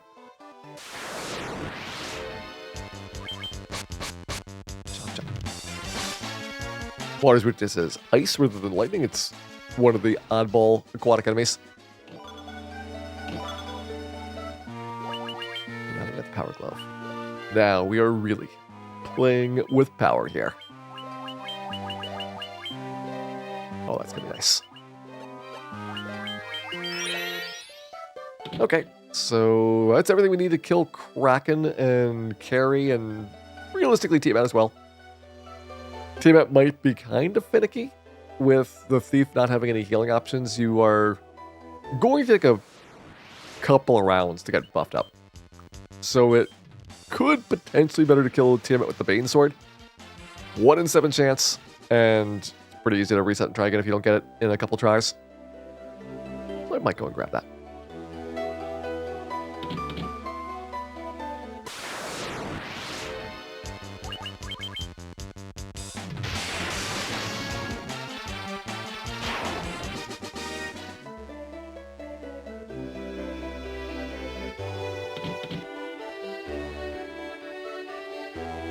Right here. This is the power of getting that 50 int. Maid going through their brace.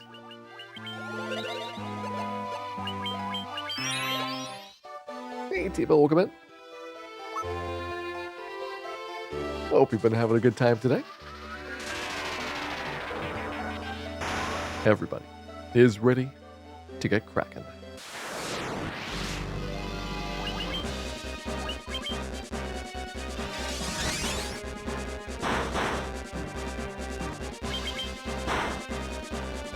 Fix the Bane Sword in the Pixie Master version. Bane Sword is supposed to be able to kill Tiamat 1. What is arguably broken in the NES version is that you can kill anything, even Chaos. It's just a 3 in 256 chance. And this version does change that. So here you also have no chance to kill any enemy that is immune to poison / petrification, which has got to be most of the bosses other than Tiamat 1. Couple of rare exceptions. Like you can actually Bane Sword Kraken 1 here if you got that early enough. And while Kraken doesn't have a weakness to poison like Tiamat does, Kraken doesn't have as much management. So it is more likely to hit.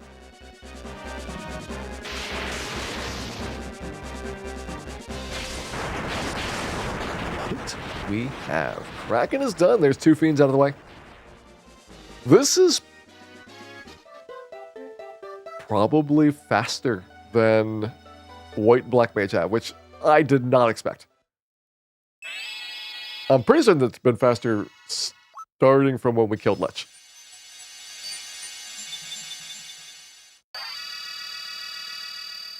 What's the chance for Bane Sword to kill Tiamat 1 in the NES? It is 1 in 7, roughly. Crack spells get a little bit better accuracy, so that one's about 2 in 7.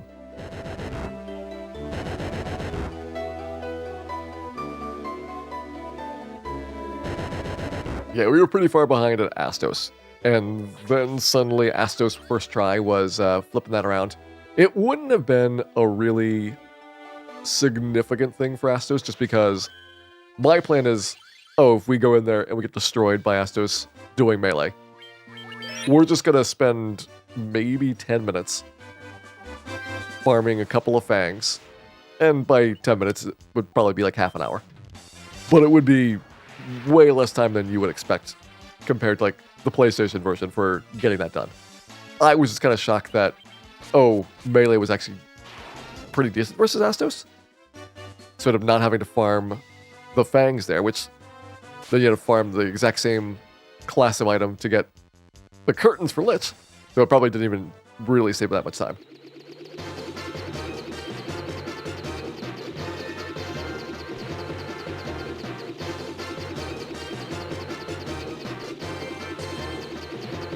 thief is not inept after all. I am pretty certain that we have extensive observations about this thieve's qualities, and they are not good.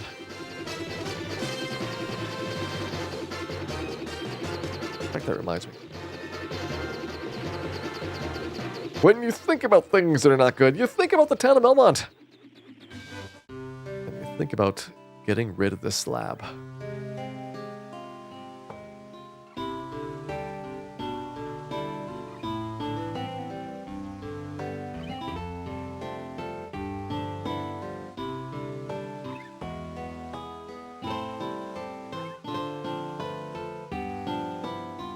The town of Melmont is so decrepit. Even the gravestones are crumbling into dust. And you think those would be the freshest things of all here.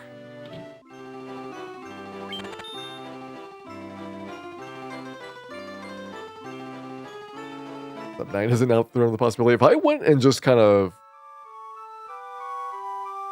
got a good lucky streak on recovery item drops, it wouldn't be immensely unlikely getting somewhere between 8 and 9 hours. Recovery items are going to be probably the stickiest bit that's left. HP's maxed out. My intelligence has hit the target that we had for it. We're going to get all the questing done here pretty quickly in order. With Carrie up next. Trip to Lufini to open up Mirage Tower. Like, we're getting nearly everything out of the way that we have to do here in opening up Temple of Fates. But it is definitely a big question mark for, you know, how exactly do we survive for 30 turns versus Chaos. Because I can't imagine that we're going to need 4 or 5 turns getting our physical defenses up, and then like another 4 or 5 turns with the Power Glove, another 4 or 5 turns with Speed Drinks. You're going to need to heal every couple of turns, so let's say Chaos is doing 1/3 of your health per round. You're probably doing a recovery item like every 3 of those. It pretty quickly kind of starts ballooning a bit. And while you might not think that you need, 20, 25 turns, like that's the bare minimum for number of rounds to survive to do well.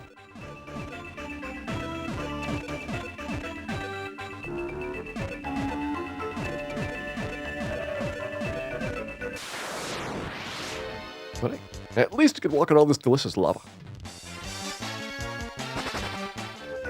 It is both a healthy snack and a great way to keep monsters away.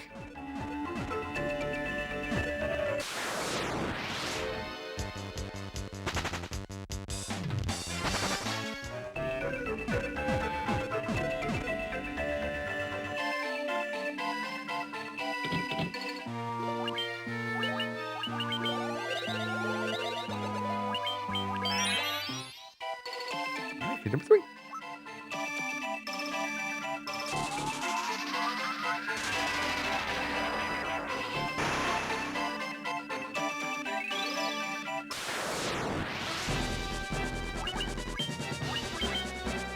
Other Final Fantasy versions allow encounters that allow. There's kind of a thing with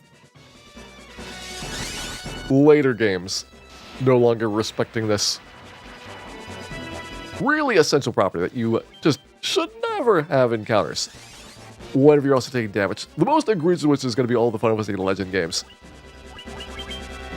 Technically they are Saga games, but if they put Final Fantasy on the box, they better not put enemies in the lava. That's all I gotta say.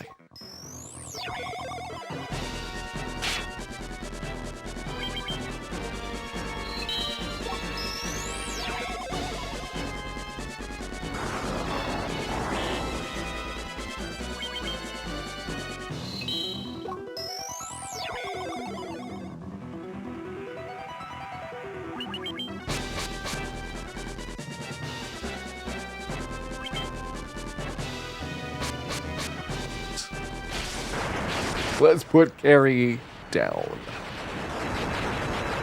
3 fiends out of there.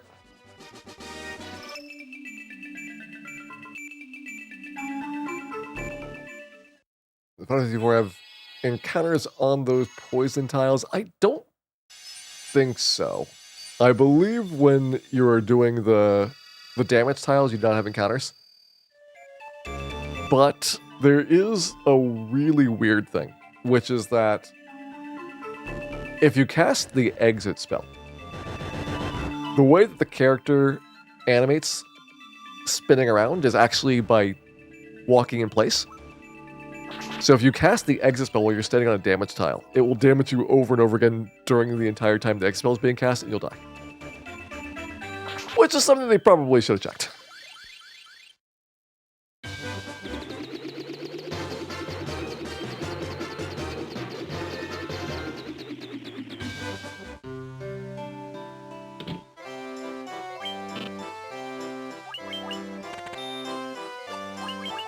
High potions. I'm not going to do this with stat. Let's get rid of that.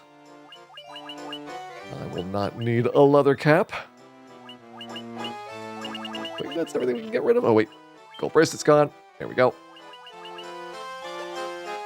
All right, looking good. Let's get the zombie dragons. We have not really finished with ordeals.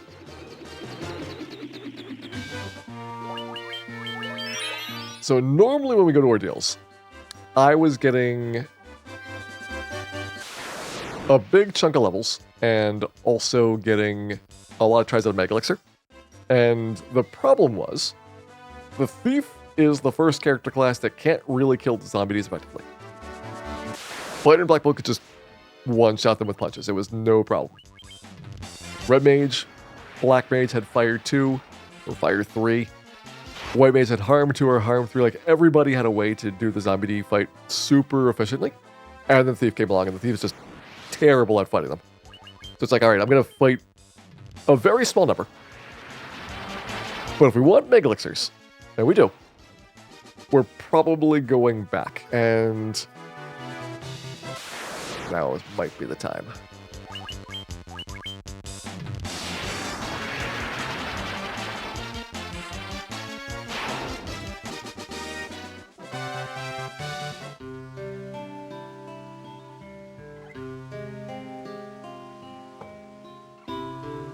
So a couple of things I'm going to get going through Skycast along the way.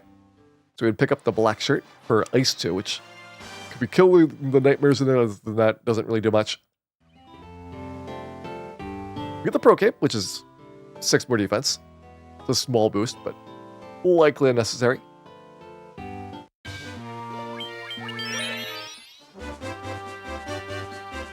the nice thing would be we would be seeing how much experience we would have from the Skycastle portion, so you wouldn't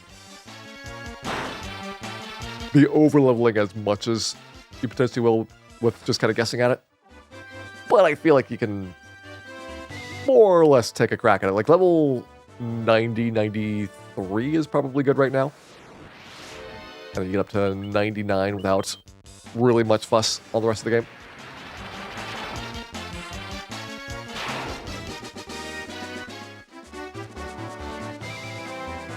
Puzzle better for farming elixirs. We can farm a limited number. The situation is, I take a really long time per elixir if we want to get elixir every single second that we have left on the 15 puzzle. So it's a little bit more flexible if we could just take them in packs. And it's also the experience plus the mega elixirs at the same time. So there's a couple of benefits on the side.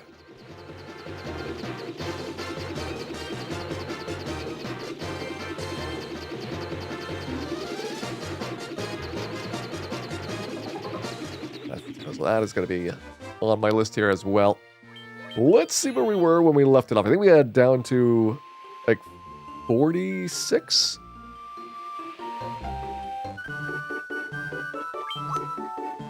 $56. Okay, so we got a block from 51 through 55 to do. I want to get 2 elixirs out of this.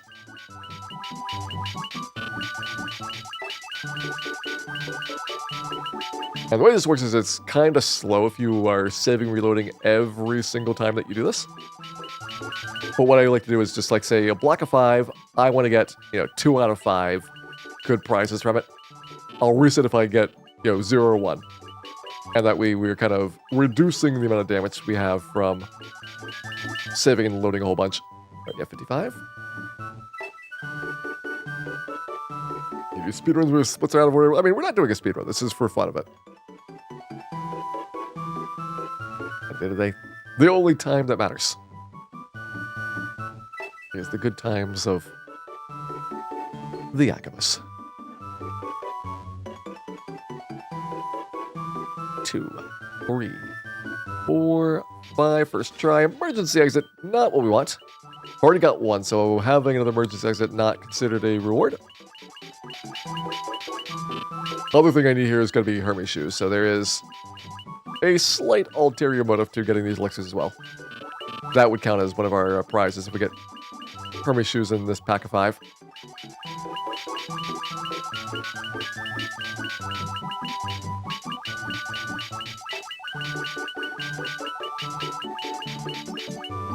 Alright, 54. Are you playing the sliding puzzle as fast? Yes, you are playing the sliding puzzle. This is not something that is automated. You gotta do this by hand.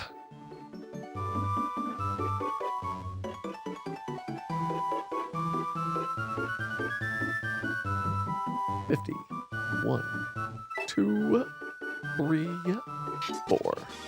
Remedy, nope. Not what we wanted.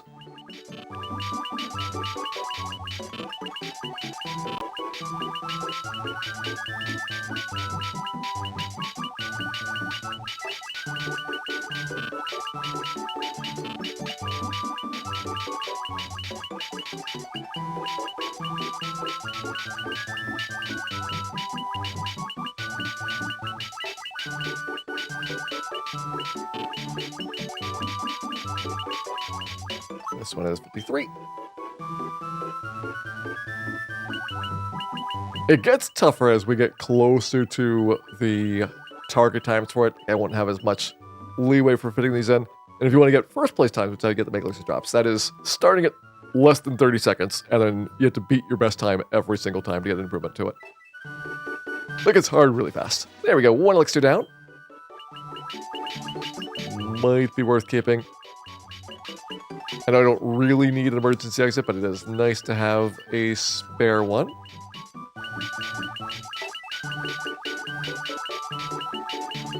Got a couple more tries at getting new prizes.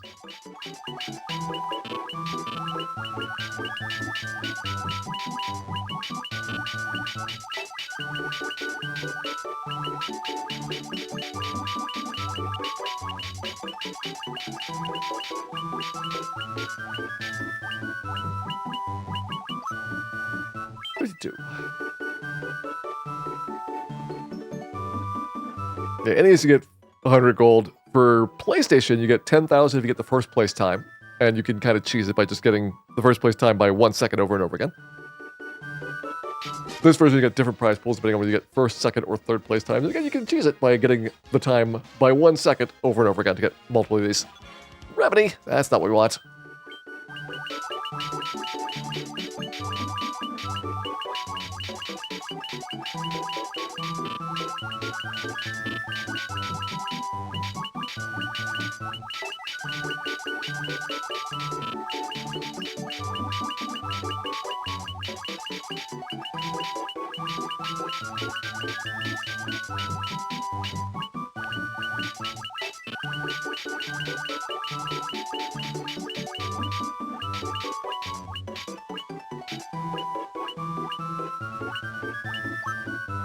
One. Did you guys accidentally solve the puzzle? I have accidentally solved the puzzle more than once during our 6 characters for the solo challenges. It does kind of suck. That's why I save by these blocks of 5. Do you want another emergency exit? So I got 1 elixir out of this block. It's okay. Guess I'll take it.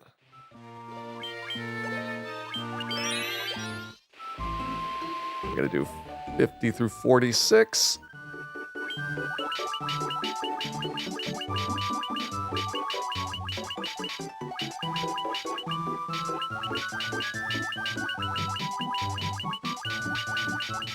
And well, there's a limited number of times that you can get fresh prizes from these.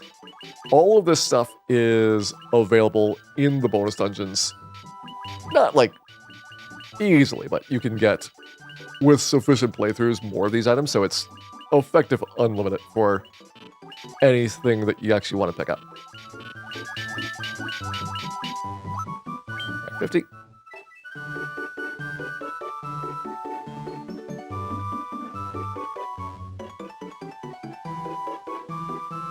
Seven, 8, 9, 0. Formations. Okay, we need one of those. That is a win.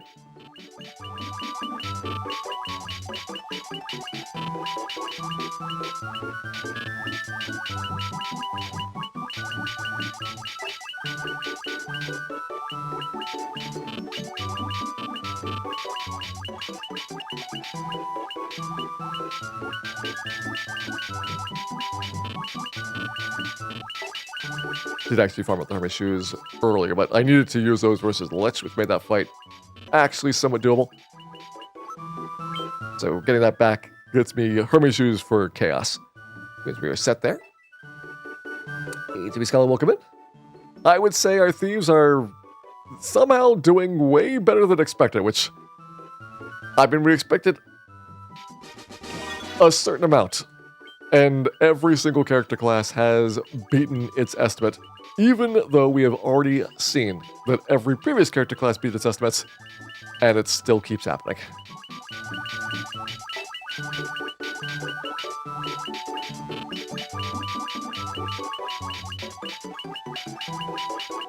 Like at this point. I just don't know.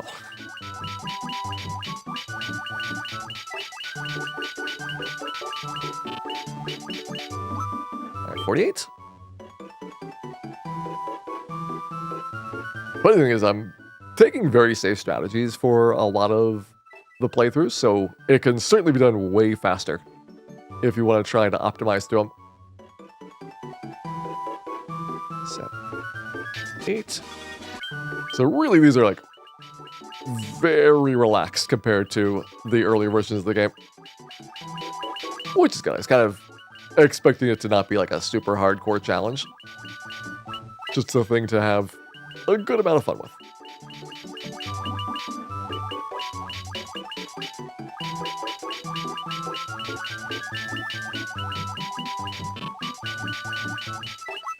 And 47. Hey, DGF, welcome in. Thank you for the good wishes. Kalonzo 2, welcome in. Thank you as well with the good wishes there. Could a thief beat Omega? It would be very, very difficult, but we might get to find out the answer to that question. We'll get more elixirs, which I got an elixir here. That is nice. So we got 2 elixirs. We've gotten our Hermes shoes that we were looking for. In theory, that is, you know, like the required stuff out of the way. At this point, everything else is kind of a bonus for items that we get here.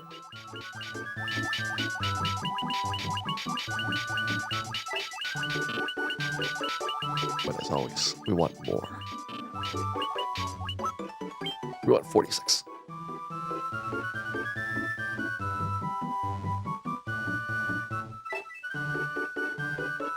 One, 2, 3, 4, 5, 6.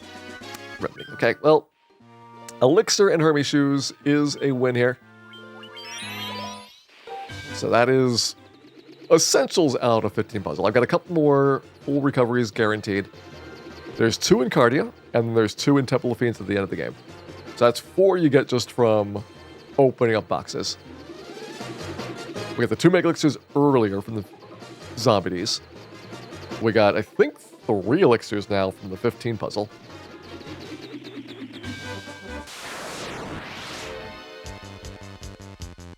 So I want to say we are looking pretty good for at least the Chaos fight. All right, X Potion. X Potion's 99 HP recovery, which, since you don't have any MP and 99 is your maximum hit points, as good as a Mega Elixir for the Thief. think it was this one. Can never remember where the other one is until we check the boxes again. You buy or farm X potions anywhere. X potions would drop from tigers.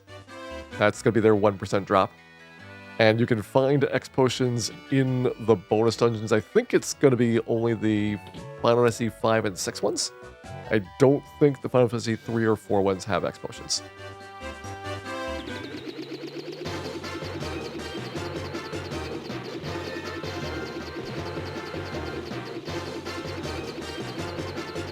We went too far. That's the Marsh Cave. I'm looking to go to Ordeals. Yeah, I guess back over here.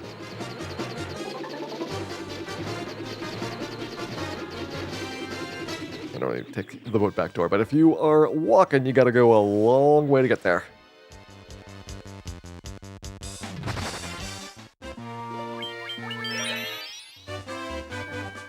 Yeah, it's arguable whether you're gonna find them in the dungeon faster than farming an enemy. Like, you're not guaranteed to get Tiger anywhere. Unlike Zombie, where you get a trap tile, so you just spin them out nonstop. That very much changes the dynamic of the number that you can pick up per minute.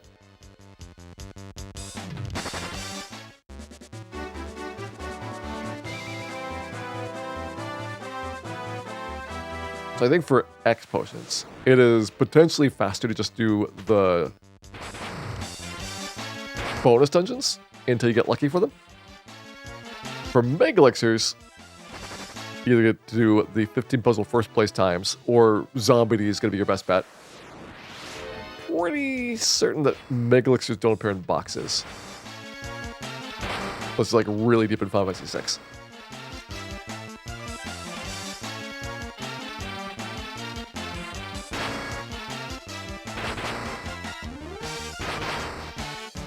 Sir, please stop munching on my teeth.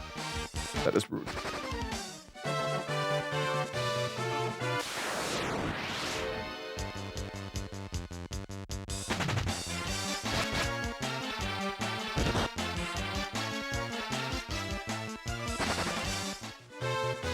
This is going to be our ordeal, part 2.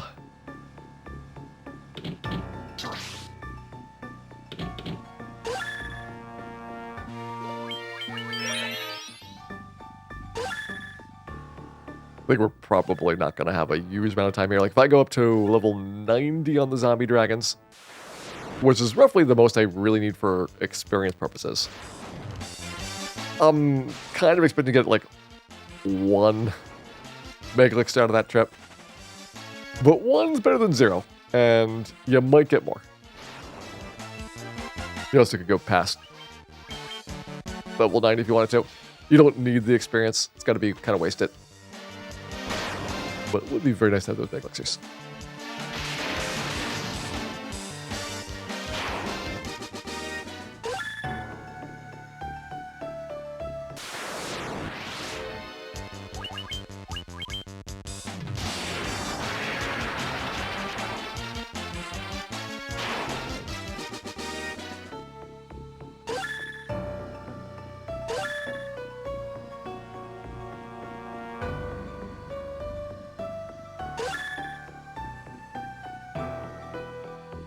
Oh yeah, there is that one floor in Final Fantasy 5 that's got him.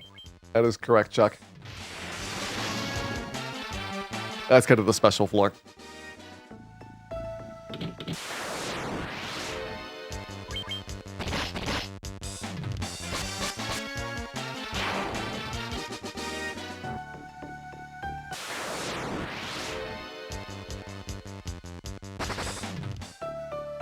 I think it'd be a really long time to farm it that way, though.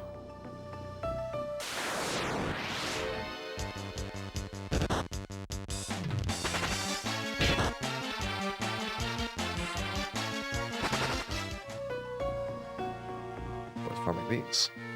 This, I think we can do pretty fast. Main staff's going to be our most commonly used item. We'll put it up in the upper left-hand corner. Let's put the dragon sword back on.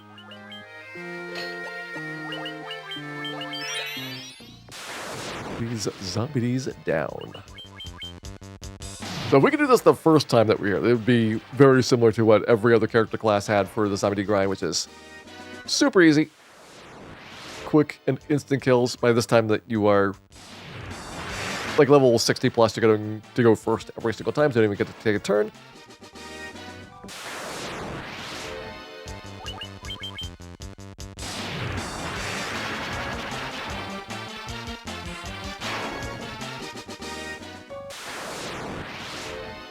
Now that I don't have to care about my level ups.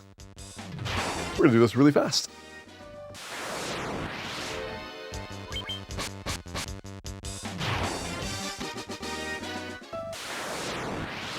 So far, 2 level ups, 0 mega elixirs.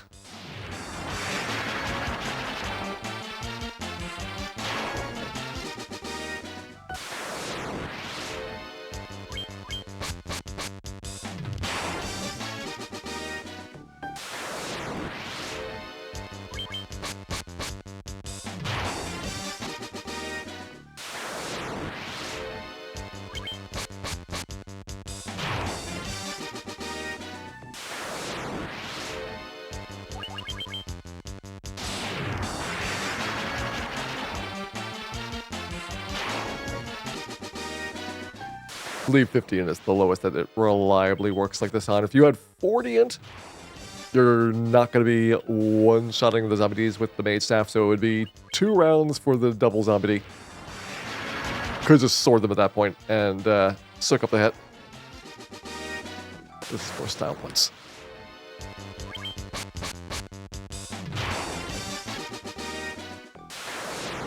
This Asprog guy, welcome in.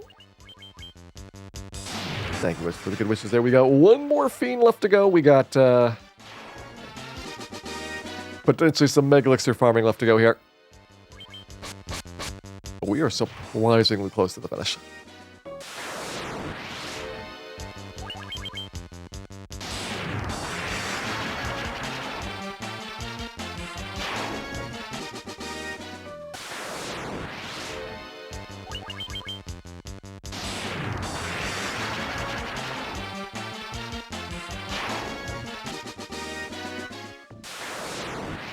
Like, if we were willing to roll the dice on Chaos Survival, getting the game done in 8 hours would be pretty feasible from here. You can go through Sky Castle very quickly, as well as Temple of Fiends, with this additional farming in place. We'll see how it really ends up going.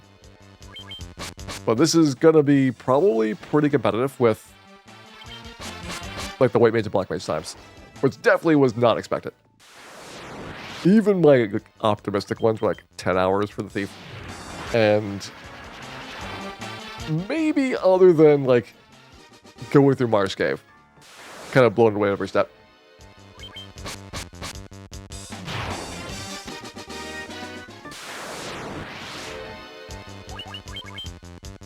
The stats actually matter. It is kind of nice having more things to strive for. It makes it so that you're not just kind of like completely ignoring dump stats. There's still a lot of places though where, you know, for example, because the Power Glove is so good, you don't really care about strength all that much. And because it's so easy to cap out on HP, you don't really care about stamina that much. So arguably there's a shift, like some stats got elevated, some stats got demoted. But it does feel like, in general, like there is a bigger variety of potential interesting builds you could do. And there's a higher likelihood that whatever you end up with is something that you can kind of mold.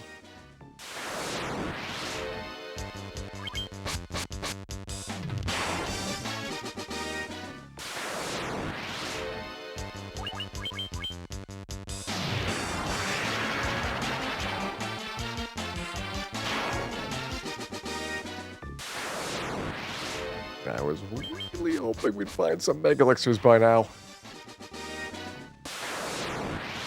Does not seem to be happening.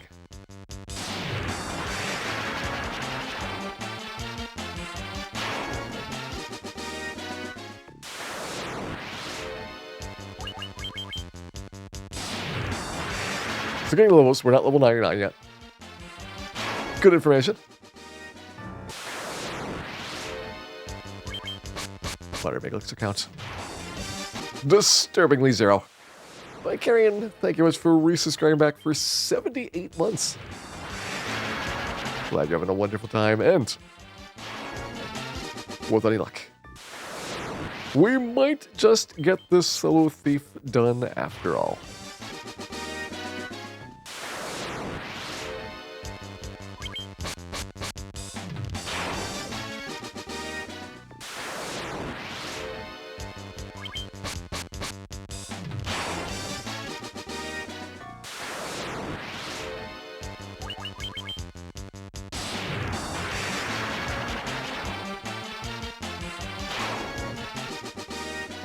Wait up super dry on Mega Elixirs. I may have to do another block of 5 or even a block of 10 in the 15 puzzle. Just get the regular elixirs to make up for it. I'll basically go to level 99 probably, just so we have a good shot at getting a decent number of these.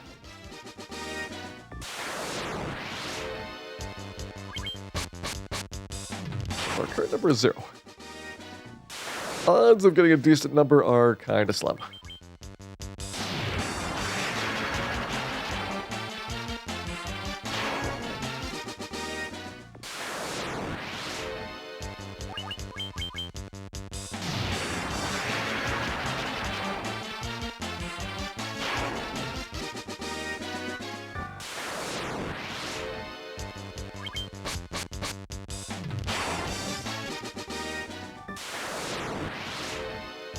I think it's something like 7 or 8 zombies blow up.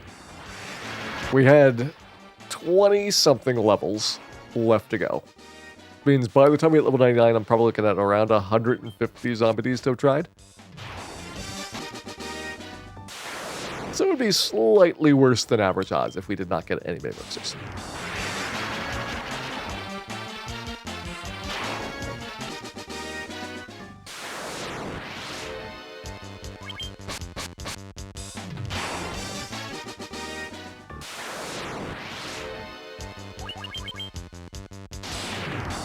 I got those Zobos. There was a pretty big eye grind because I didn't do the normal zombie grind the first time we went to Ordeals. I instead do a lot more eye fights. There's a Mega Elixir drop. Level 89, we got our first one. Take those. We had to do a lot more leveling on the eye instead of on the zombies, which just pushed the time into the ice cave instead of here. The first time here, the thief just couldn't kill these things efficiently, and now that we have fixed that problem, it is a very different story.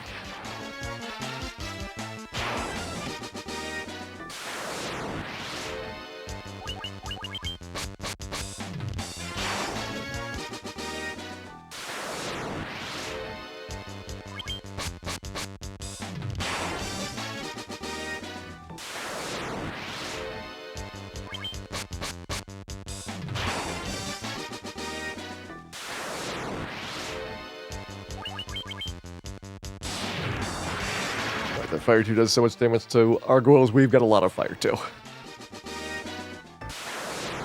This is the big advantage of having these int breakpoints, is that our black magic damage is pretty good. It is basically on par with what a good red mage would have at level 99 here. Probably a decent white mage, and then black mage would be likely 1 breakpoint better, but it wouldn't be a tremendous difference.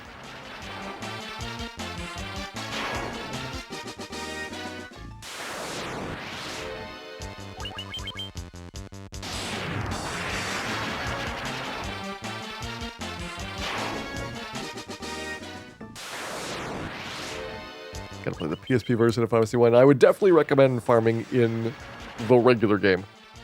The bonus dungeons, while you can find some random treasures on every floor, are going to give you really poor experience and money, and generally you're not going to get a whole lot of stuff that is super relevant to your characters. So it's like, mainly for the exploration and adventure, and less for the rewards that you do those. There's still a pretty nice couple of bonuses, especially when you get to the bosses. But the regular fights are generally quite weak when it comes to treasures. I think it's so that if you do the bonus dungeon, when you get back out, you're not going to be completely broken as a character. Like, if you got super good rewards in the bonus dungeons, then it would kind of trivialize the rest of the game. And it would be really unfortunate if somebody's first gameplay was not very exciting for the main story.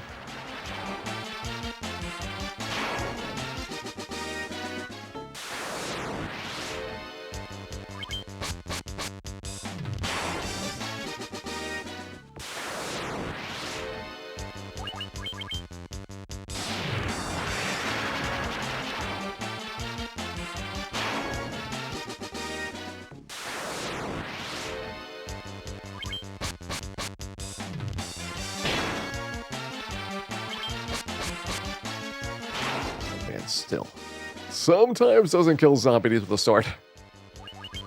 That is really, really bad. This is mage stats pretty consistent. We are a better mage than we are a melee character.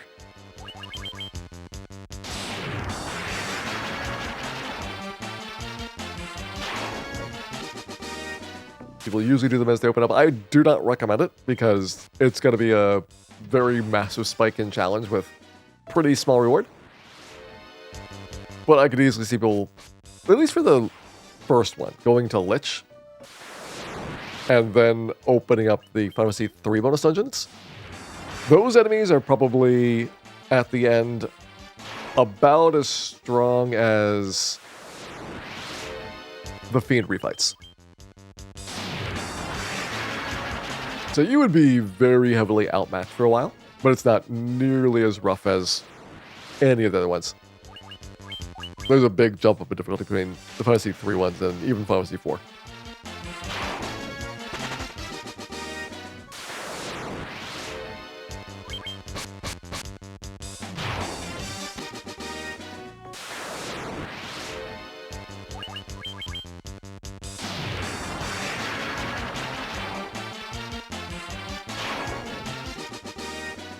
That'd be kind of impressive if you could do the Final Fantasy 5 and 6 ones immediately after doing those respective bosses without doing a whole bunch of farming.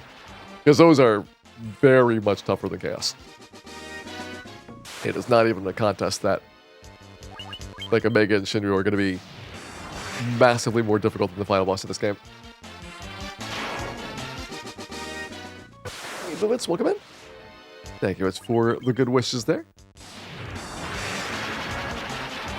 Watch as Dan burns the world for Mega Elixirs. One burning at a time. Also, sometimes he sorts the world.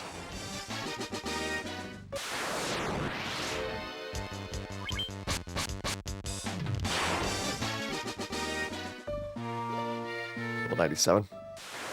We've only had one Mega Elixir pop up. Can we at least get a second one? 2 more levels to go. 1 level to go. You can keep going here indefinitely, but there is a distinct lack of Mega Elixirs right now.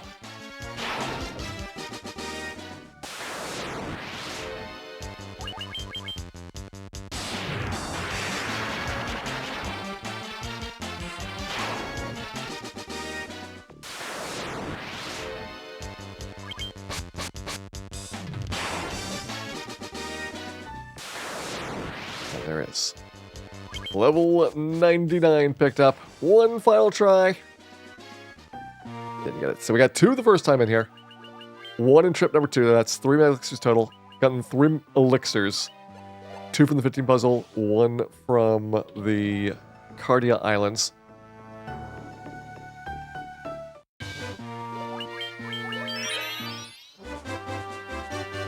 Got 2 more recovery items in Temple of Fiends. Got the 1x potion. That's 9 that we can get without extra work. If I want to push past that, then I probably need to do another block or two from the 15 puzzle. We'll do that after we kill Tiamat. Let's get our final feed done.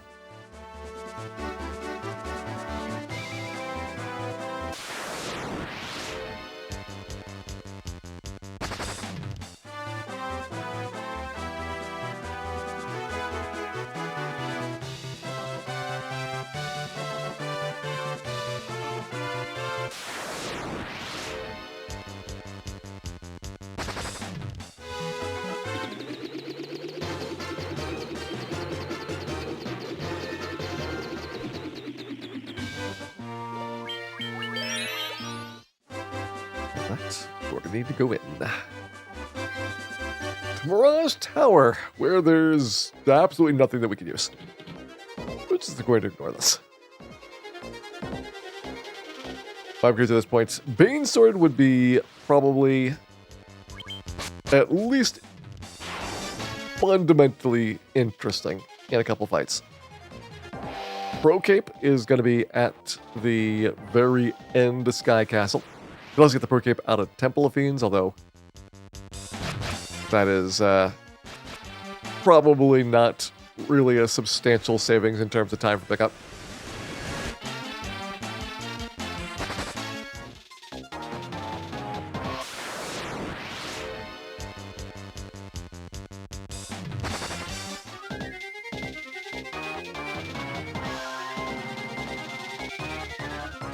Go up. We get a little bit blue.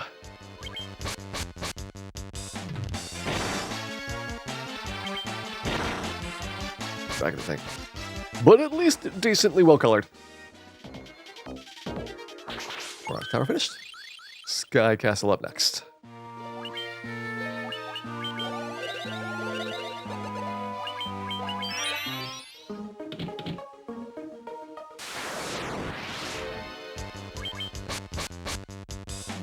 I should probably just run from everything here. There's 0 reward left for me. That's our main sword. A very evil man. You did not want to mess with him. I think when the evil man or the bad man comes with a nightmare that the run rate is better than if the nightmares are by themselves. I'm not 100% sure that's true, but it just kind of feels that way.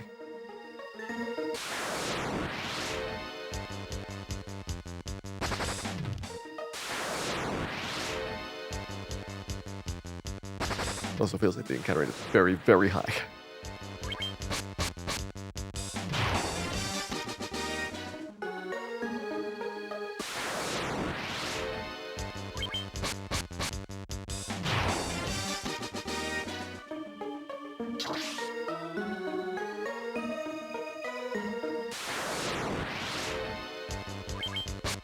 Alright, so I do not need the white shirt here, but the black shirt could still be useful. And so we get a pack of Ice Weak monsters. That'll more easily blast them away.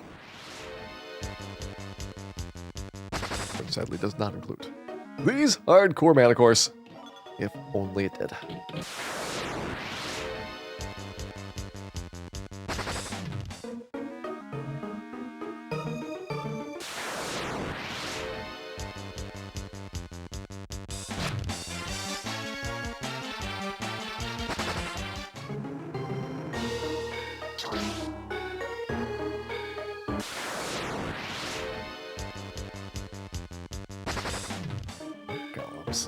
Those are with a lot of experience. Unfortunately, not very helpful at this point. Our Pro Cape. All right, defensively, we are done here. Offensively, we are nowhere close to being done. There is a very large upgrade called the Masmian at the end of the game. And that is still going to be a ways away.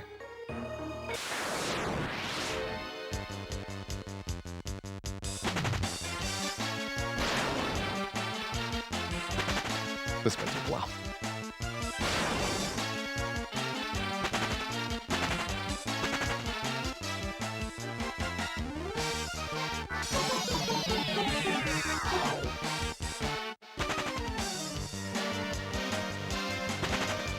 We'll call that a victory. Dan earned an experience point.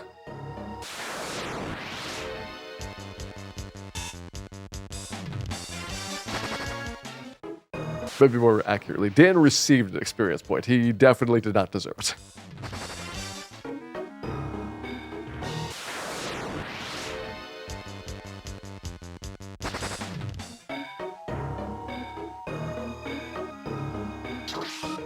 Is Dan getting a Warbeck? I guess we'll find out here. A 1 in 64 chance. Odds are very much unlikely. The time is pretty much right about when you find some slimes.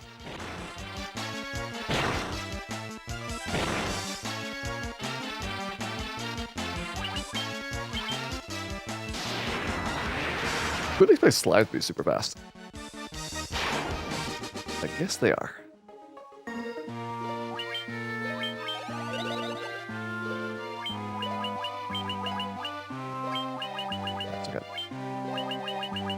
Room sword down here somewhere. Might get used again. Coral sword probably never gets used again.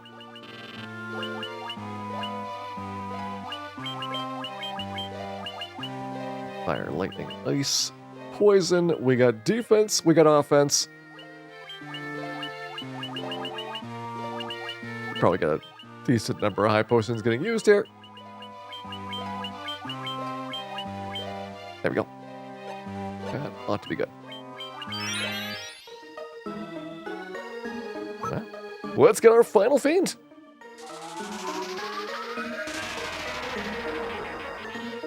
One more to go.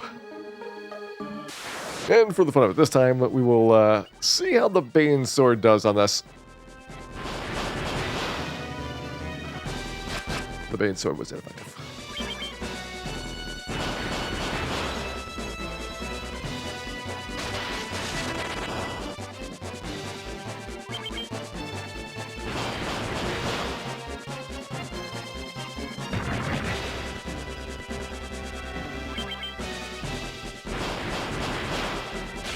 The Bane Sword works every single time. And that is how the Tiamat crumbled.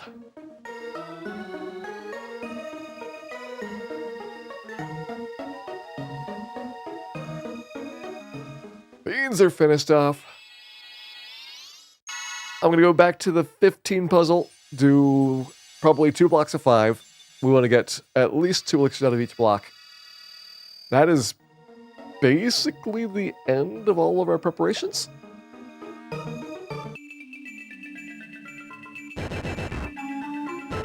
So we start Temple of Fiends around the 8-hour mark. We finish probably around the 8.5-hour mark. And we likely have time to do 1 or maybe even 2 of the bonus dungeons. That would be something.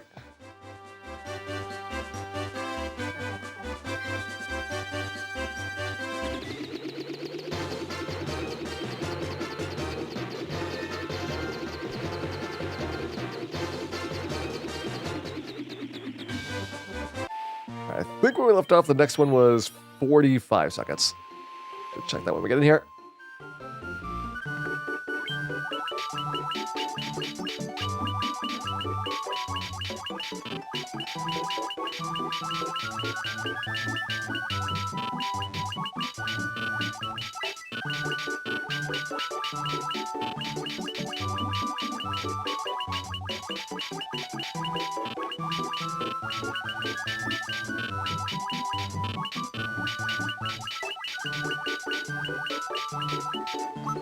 Yeah, 45 seconds. Got a little bit of a break. This break will go down until it becomes actually kind of tough to hit the times. At least on a consistent basis. Alright, 1, 2, 3, 4, 5. Elixir, good. Start right there.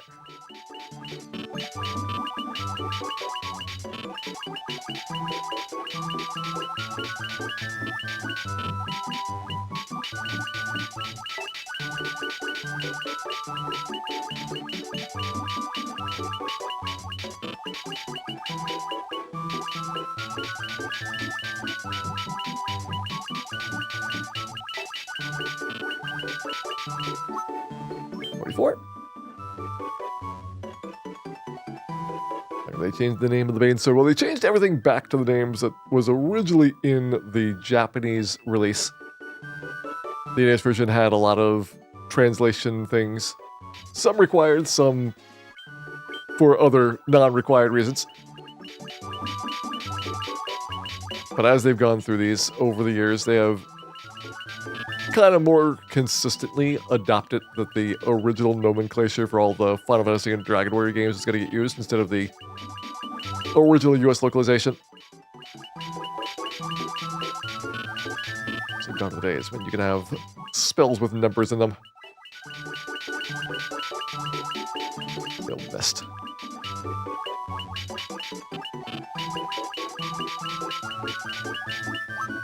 $43.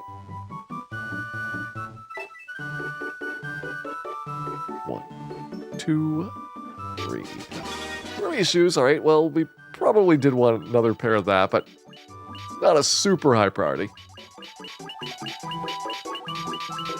Mainly if we have to do some interesting bonus boss strategies that you might want to have some more pairs.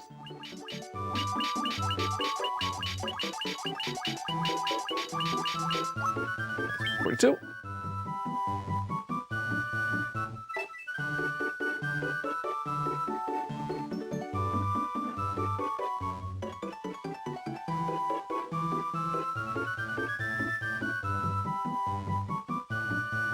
Got a while to wait. All right.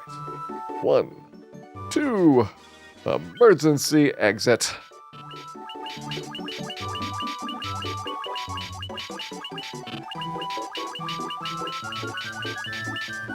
$41. Just optimistic with our early elixir. Now it's looking like it's not going to be as good of a block start here.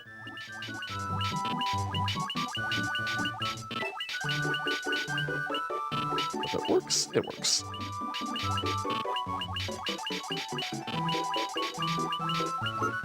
$41.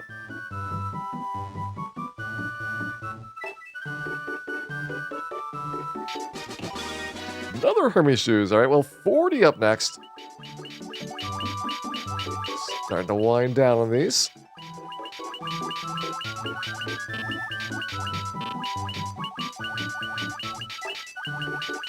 Also gets really hard to do these after a dedicated session.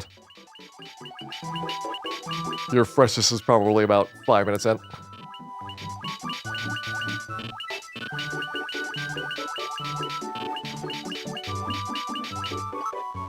$40. Okay, Cassandra, welcome in. Thank you. It's for the good wishes there. 39. 40 seconds of remedy. All right, 39.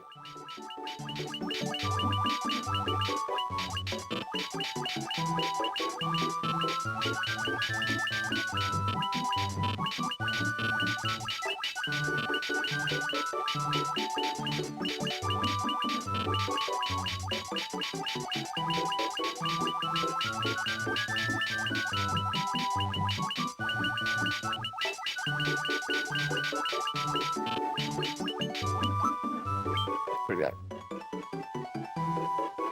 3, 4, 5, 6, 7, 8, 9. Another turbo ether. That's a really bad item for a thief. Like, even worse than normal.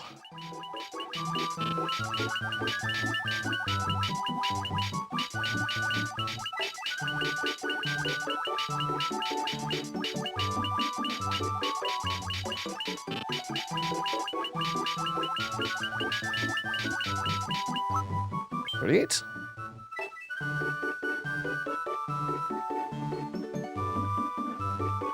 Tick, tick, tick. 5, 6, 7, 8.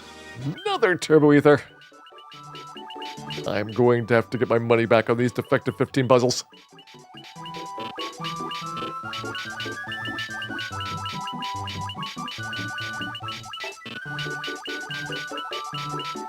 They're clearly not suitable for children. Or for Dan.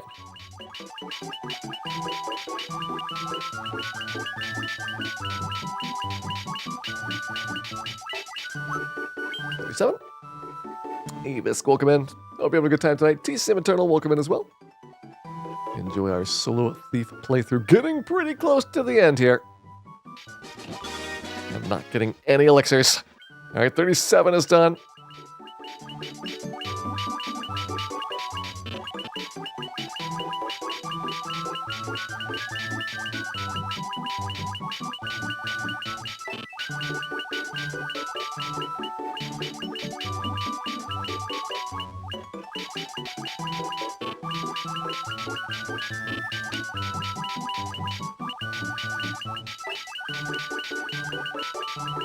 Got this snake pretty hard around. We got a lot of stuff to move.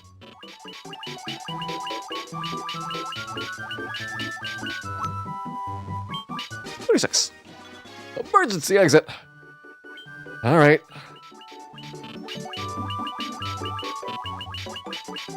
It has been a rough stretch. Started out so well, though. It is all come to this.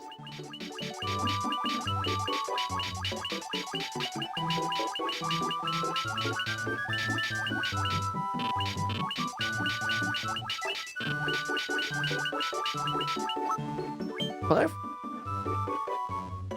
Yeah, we got a really good start with those zombies yesterday, but today's zombies did not help us out. Neither did the 15 puzzle. 35's at Turbo Ether.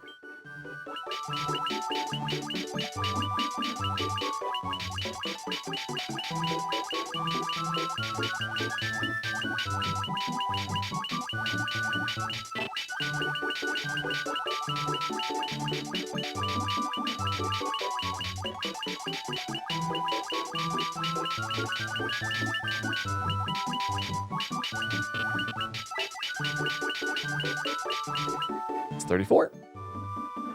1, 2, 3, 4. Hermes shoes again. I mean, they were good like the first 1, maybe 2 times. Now it's kind of pushing it.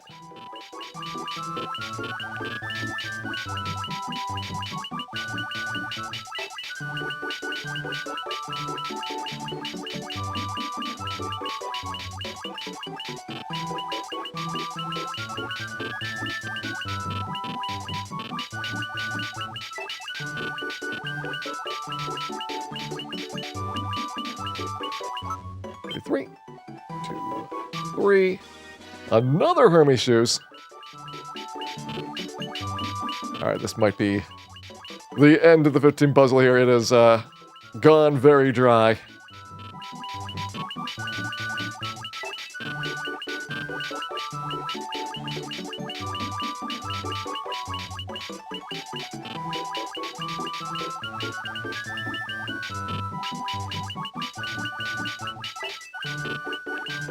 Yeah. I think we're done with this one. Okay. 4 elixirs. 3 mega elixirs. We get a little bit more in Temple of Fiends.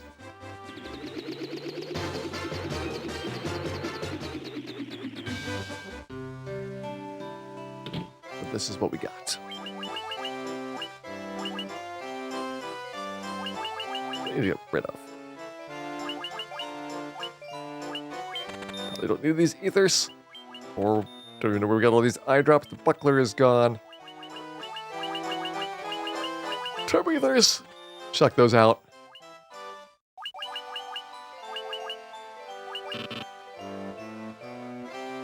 Looks like our decisions are dwindling here. Only left to figure out is when we go 2,000 years back in time. Where do we park the airship?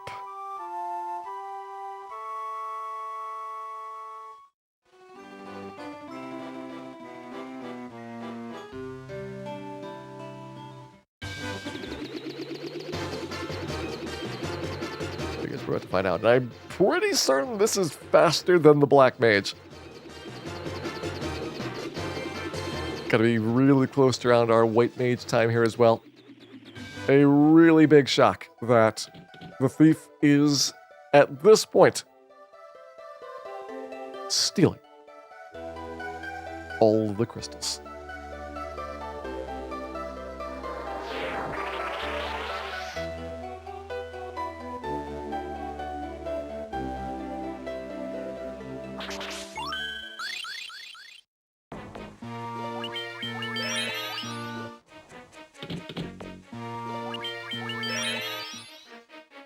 Wizard Thief is still not good at running from things. I am probably not going to want to just plow through Frost Dragons.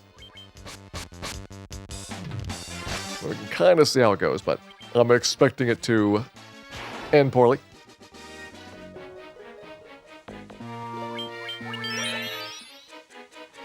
Really thought the Thief would be faster at level 99. Oh well.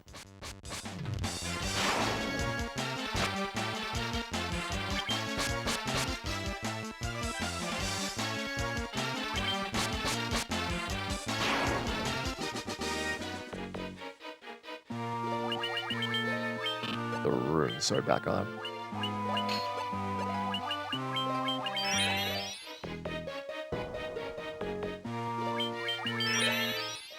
I don't think it's any better, but it makes me feel better.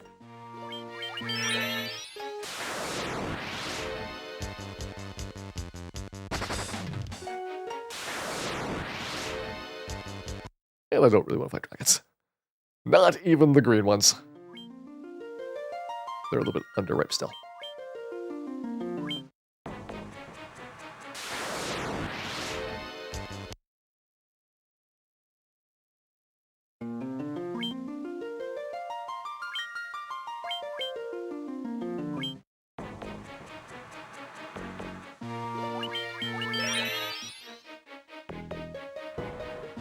Past the gas dragon encounter.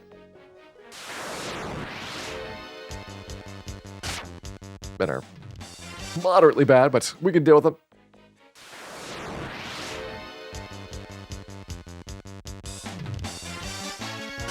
Maybe? That's the first time Dan's failed to run against Batman, I think. So it's got to be somewhat uncommon.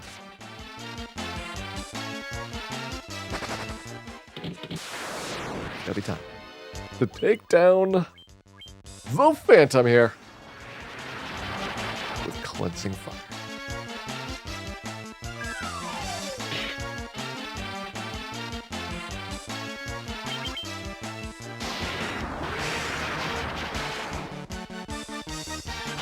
Good Phantom fight.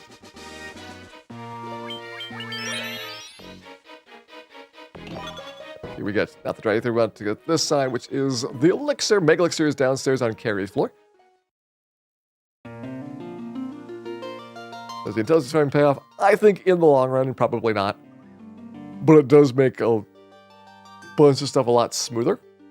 And you are trading time in the early parts of the game for time in later parts of the game.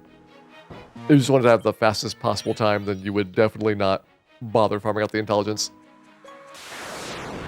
Fastest average time, maybe. You don't bother to farm it out. But the most fun time.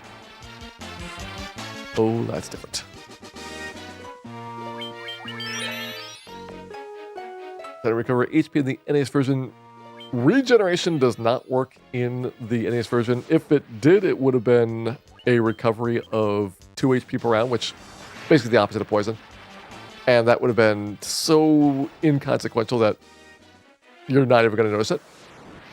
It is a more significant thing in the remakes here, where you have poison and regeneration as a percentage of your maximum HP.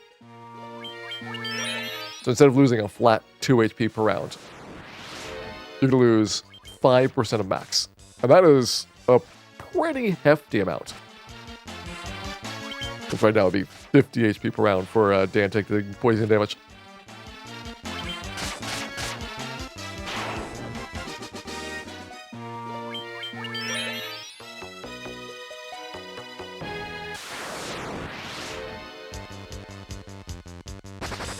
Outsped Frost Dragons. Alright, that's pretty unexpected. It might have been a fluke. It was a fluke.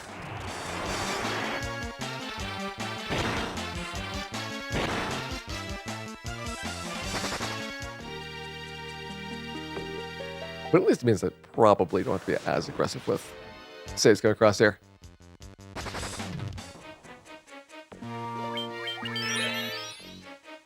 Alright, here we go with our Fiend Refight floors. We're going to start with the Fiend of the Earth, and well, in theory, you could still use the Maid Staff there.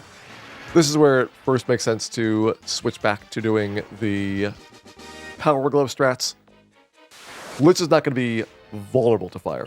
He's just going to be neutral to it.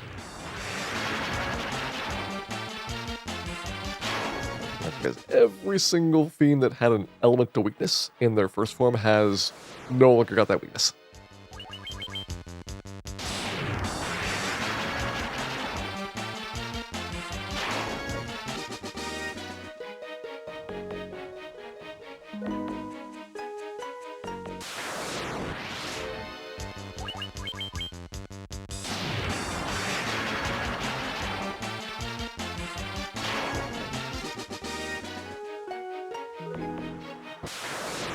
There we got our first Fiend Refight coming up here.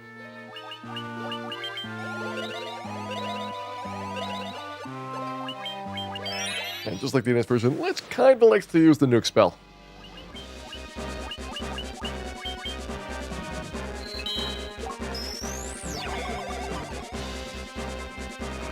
Like that. Our dreams of a nukeless Lich are dead. This was my defense, though. We're going to probably take 100 to 200 damage, which is quite a bit lower than your average damage is going to be on NES. It's really hard to resist nuke on NES at reasonable levels. If you want to take a level 50 Black Belt here, you are like going to have similar success.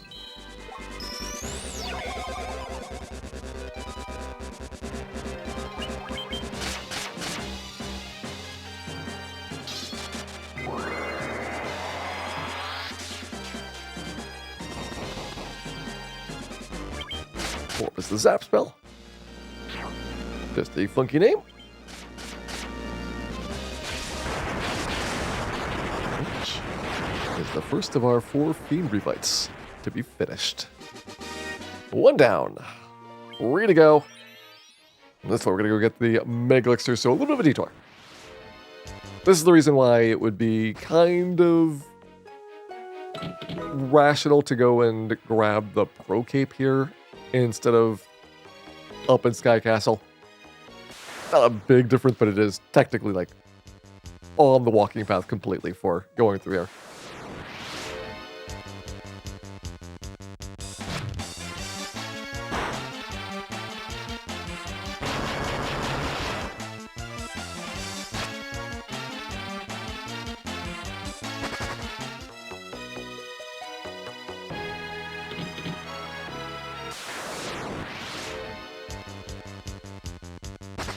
These Agnes, they're so juicy.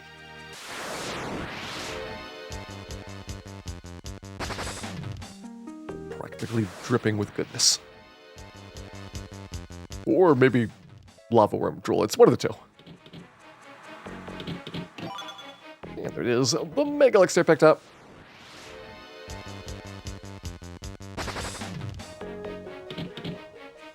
It's the Elven Cloak from the optional Earth Dungeon. Elven Cloak, I think you're going to probably find in the Final Fantasy V dungeon. Or Final Fantasy VI. I think Final Fantasy VI dungeon. I would say Final Fantasy V's got the Zephyr Cape, which is not quite as good.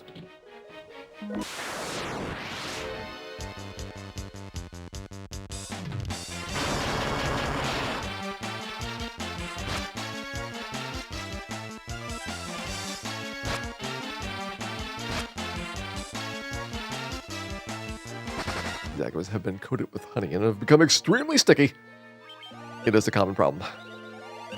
What a delicious one.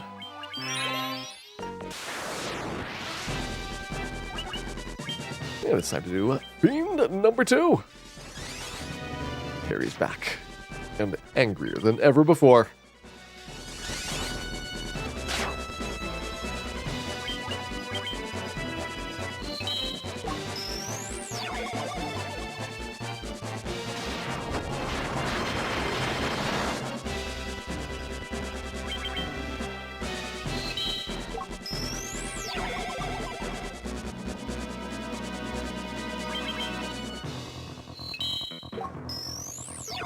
Right, a couple power gloves, couple of defense swords.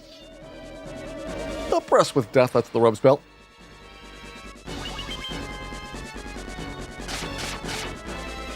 Yeah, that's not a lot of damage. Maybe we should have done one more power glove here.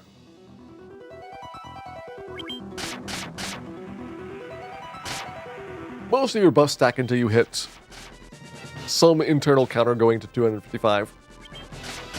So if you want to continue boosting things up, you have to come up with different ways that are going to increase things. So once you have, for example, enough power gloves, plus the base damage of your weapon, you'll eventually hit 2d5 of an attack stat. And then just start doing things like using speed drinks to increase the number of attacks per round instead of the amount of damage that each attack does. And you get like a global cap of everything maxed out simultaneously, although nothing in the game needs that.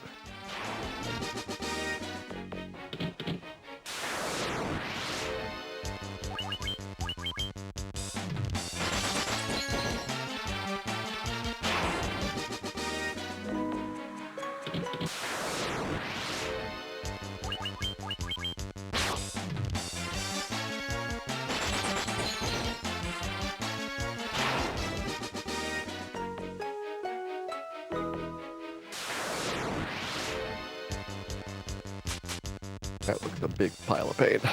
One that we would be best avoided.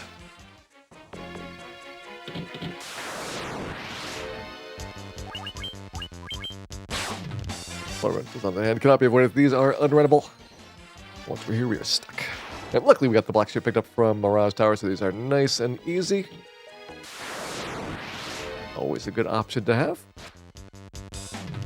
Got a lot of sources for some of your other damage types, but ice is kind of a finicky one. That's a little bit better than fire or lightning for base damage, and it's kind of tough to find.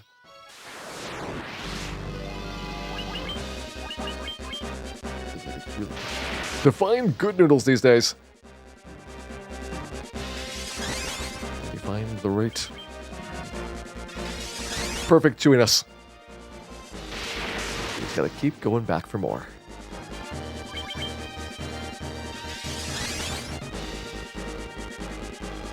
And we get the noodly hugs. Alright, so I think I did 3 power gloves versus carry, which was not enough. We're gonna try 4 power gloves here.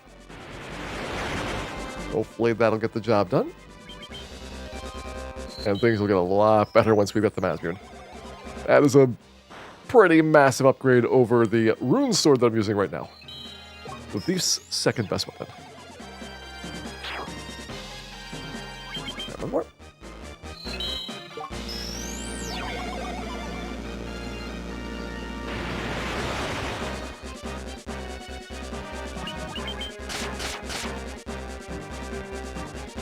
Alright, so yeah, evidently I did 4 versus the Lich, but only 3 versus carry, which is why our damage dropped off so much. That makes sense.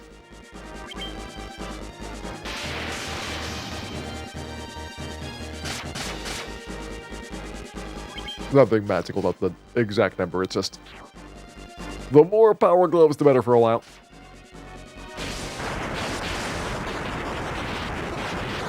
Each power glove is a pretty big buff to your attack power.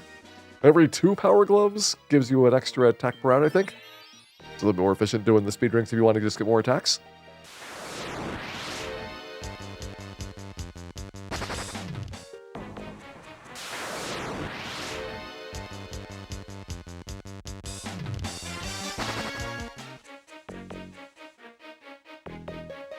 Wow, it's so nice not having to save scum every single tile across here. Just a much faster dungeon experience. I got the eye drop instead of the Kikuchi Manji, which is a kind of not very good sword that Kraken can drop. I see it a surprising number of times. Like, I can't believe that it's only 1%. I believe the Masamune is nearly double the attack power of our previous weapon. Put that one on. It'd also be vastly improving our accuracy if the thief was not already maxed out on that.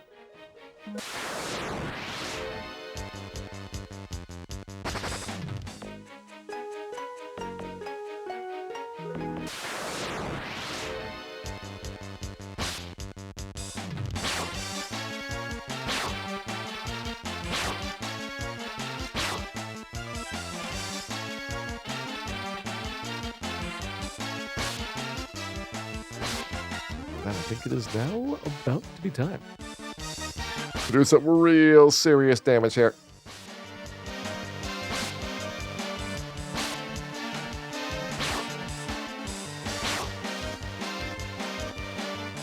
Most of this damage is being done to Dan, which is less than ideal.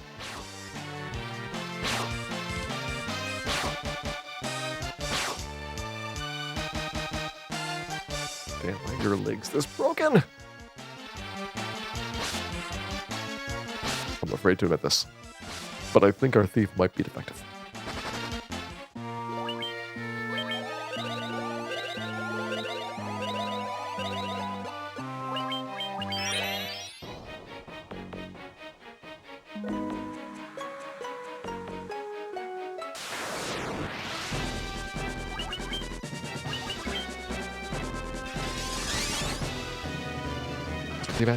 It is going to be time. Final Fiend refight here.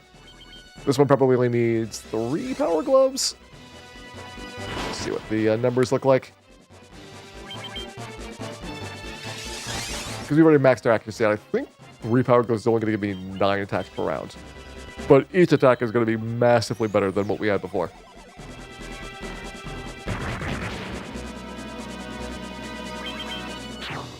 Probably balances out.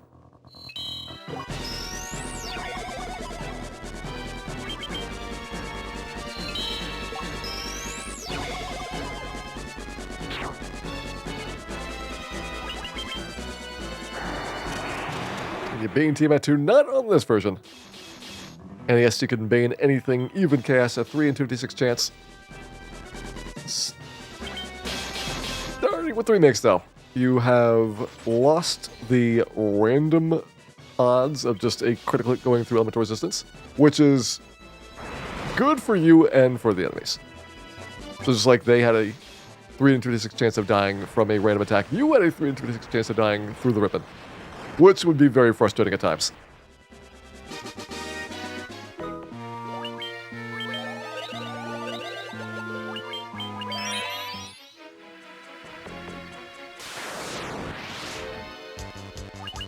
Forms.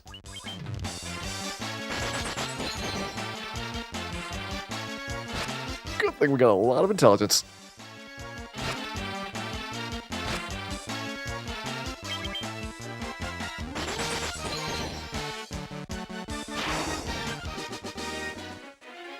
No, we could not get 2 iron golems in a row, but at least we tried. Gonna try and defeat Chaos here. Final save in place. We've got the Thief versus Chaos.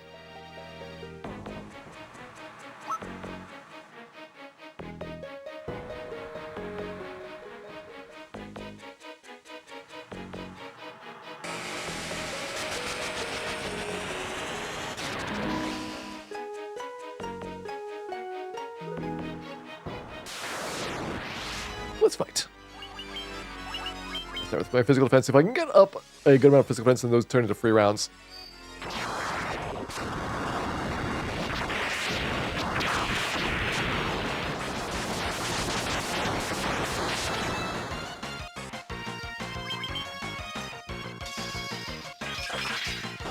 One skill, one spell.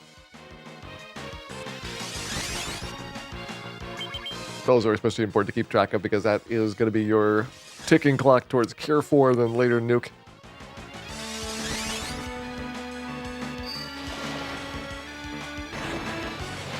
So we are pretty consistently going for us, which is really helpful for being able to squeeze the last drops out of recovery items. Hopefully that continues to be true for the boss refights, or for the bonus bosses.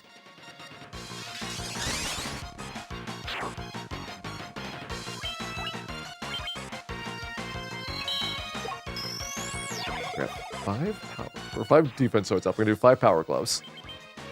Should I do 5 or 6? 6 power gloves might be better. Should get me to 11 attacks. Pretty much max out the base attack. Do we land slow too? Nope. The reason that is the Bane Sword Chuckulator.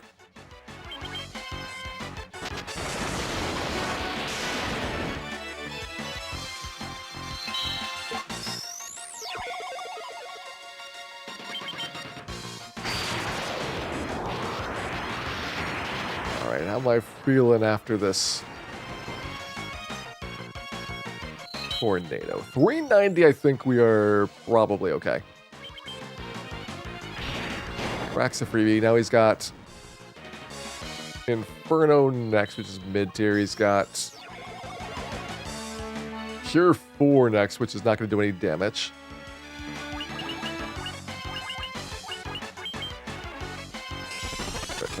Fast up.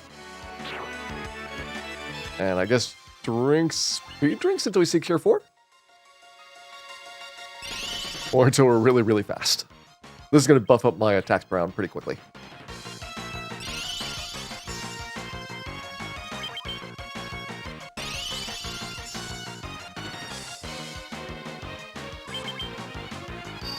Alright, Blaziness.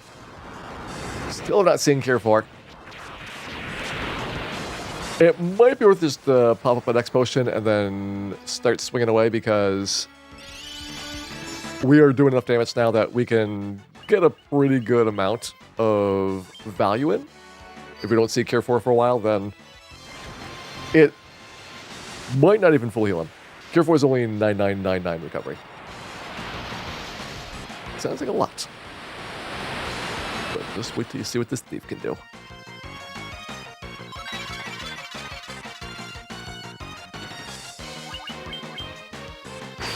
This is also a really well-behaved Chaos. Chaos did like 20 rounds of melee attacks after we got our defense set up when it's totally ineffective.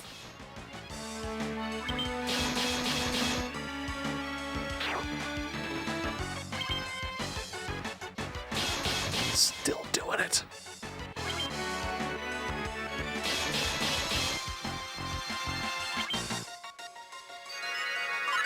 Except the very last round where we would have had him.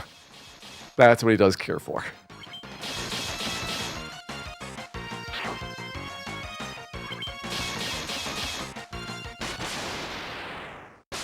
Clean butt. And clean. A cut above the rest. The Solo Thief, last of our 6 character classes, is done.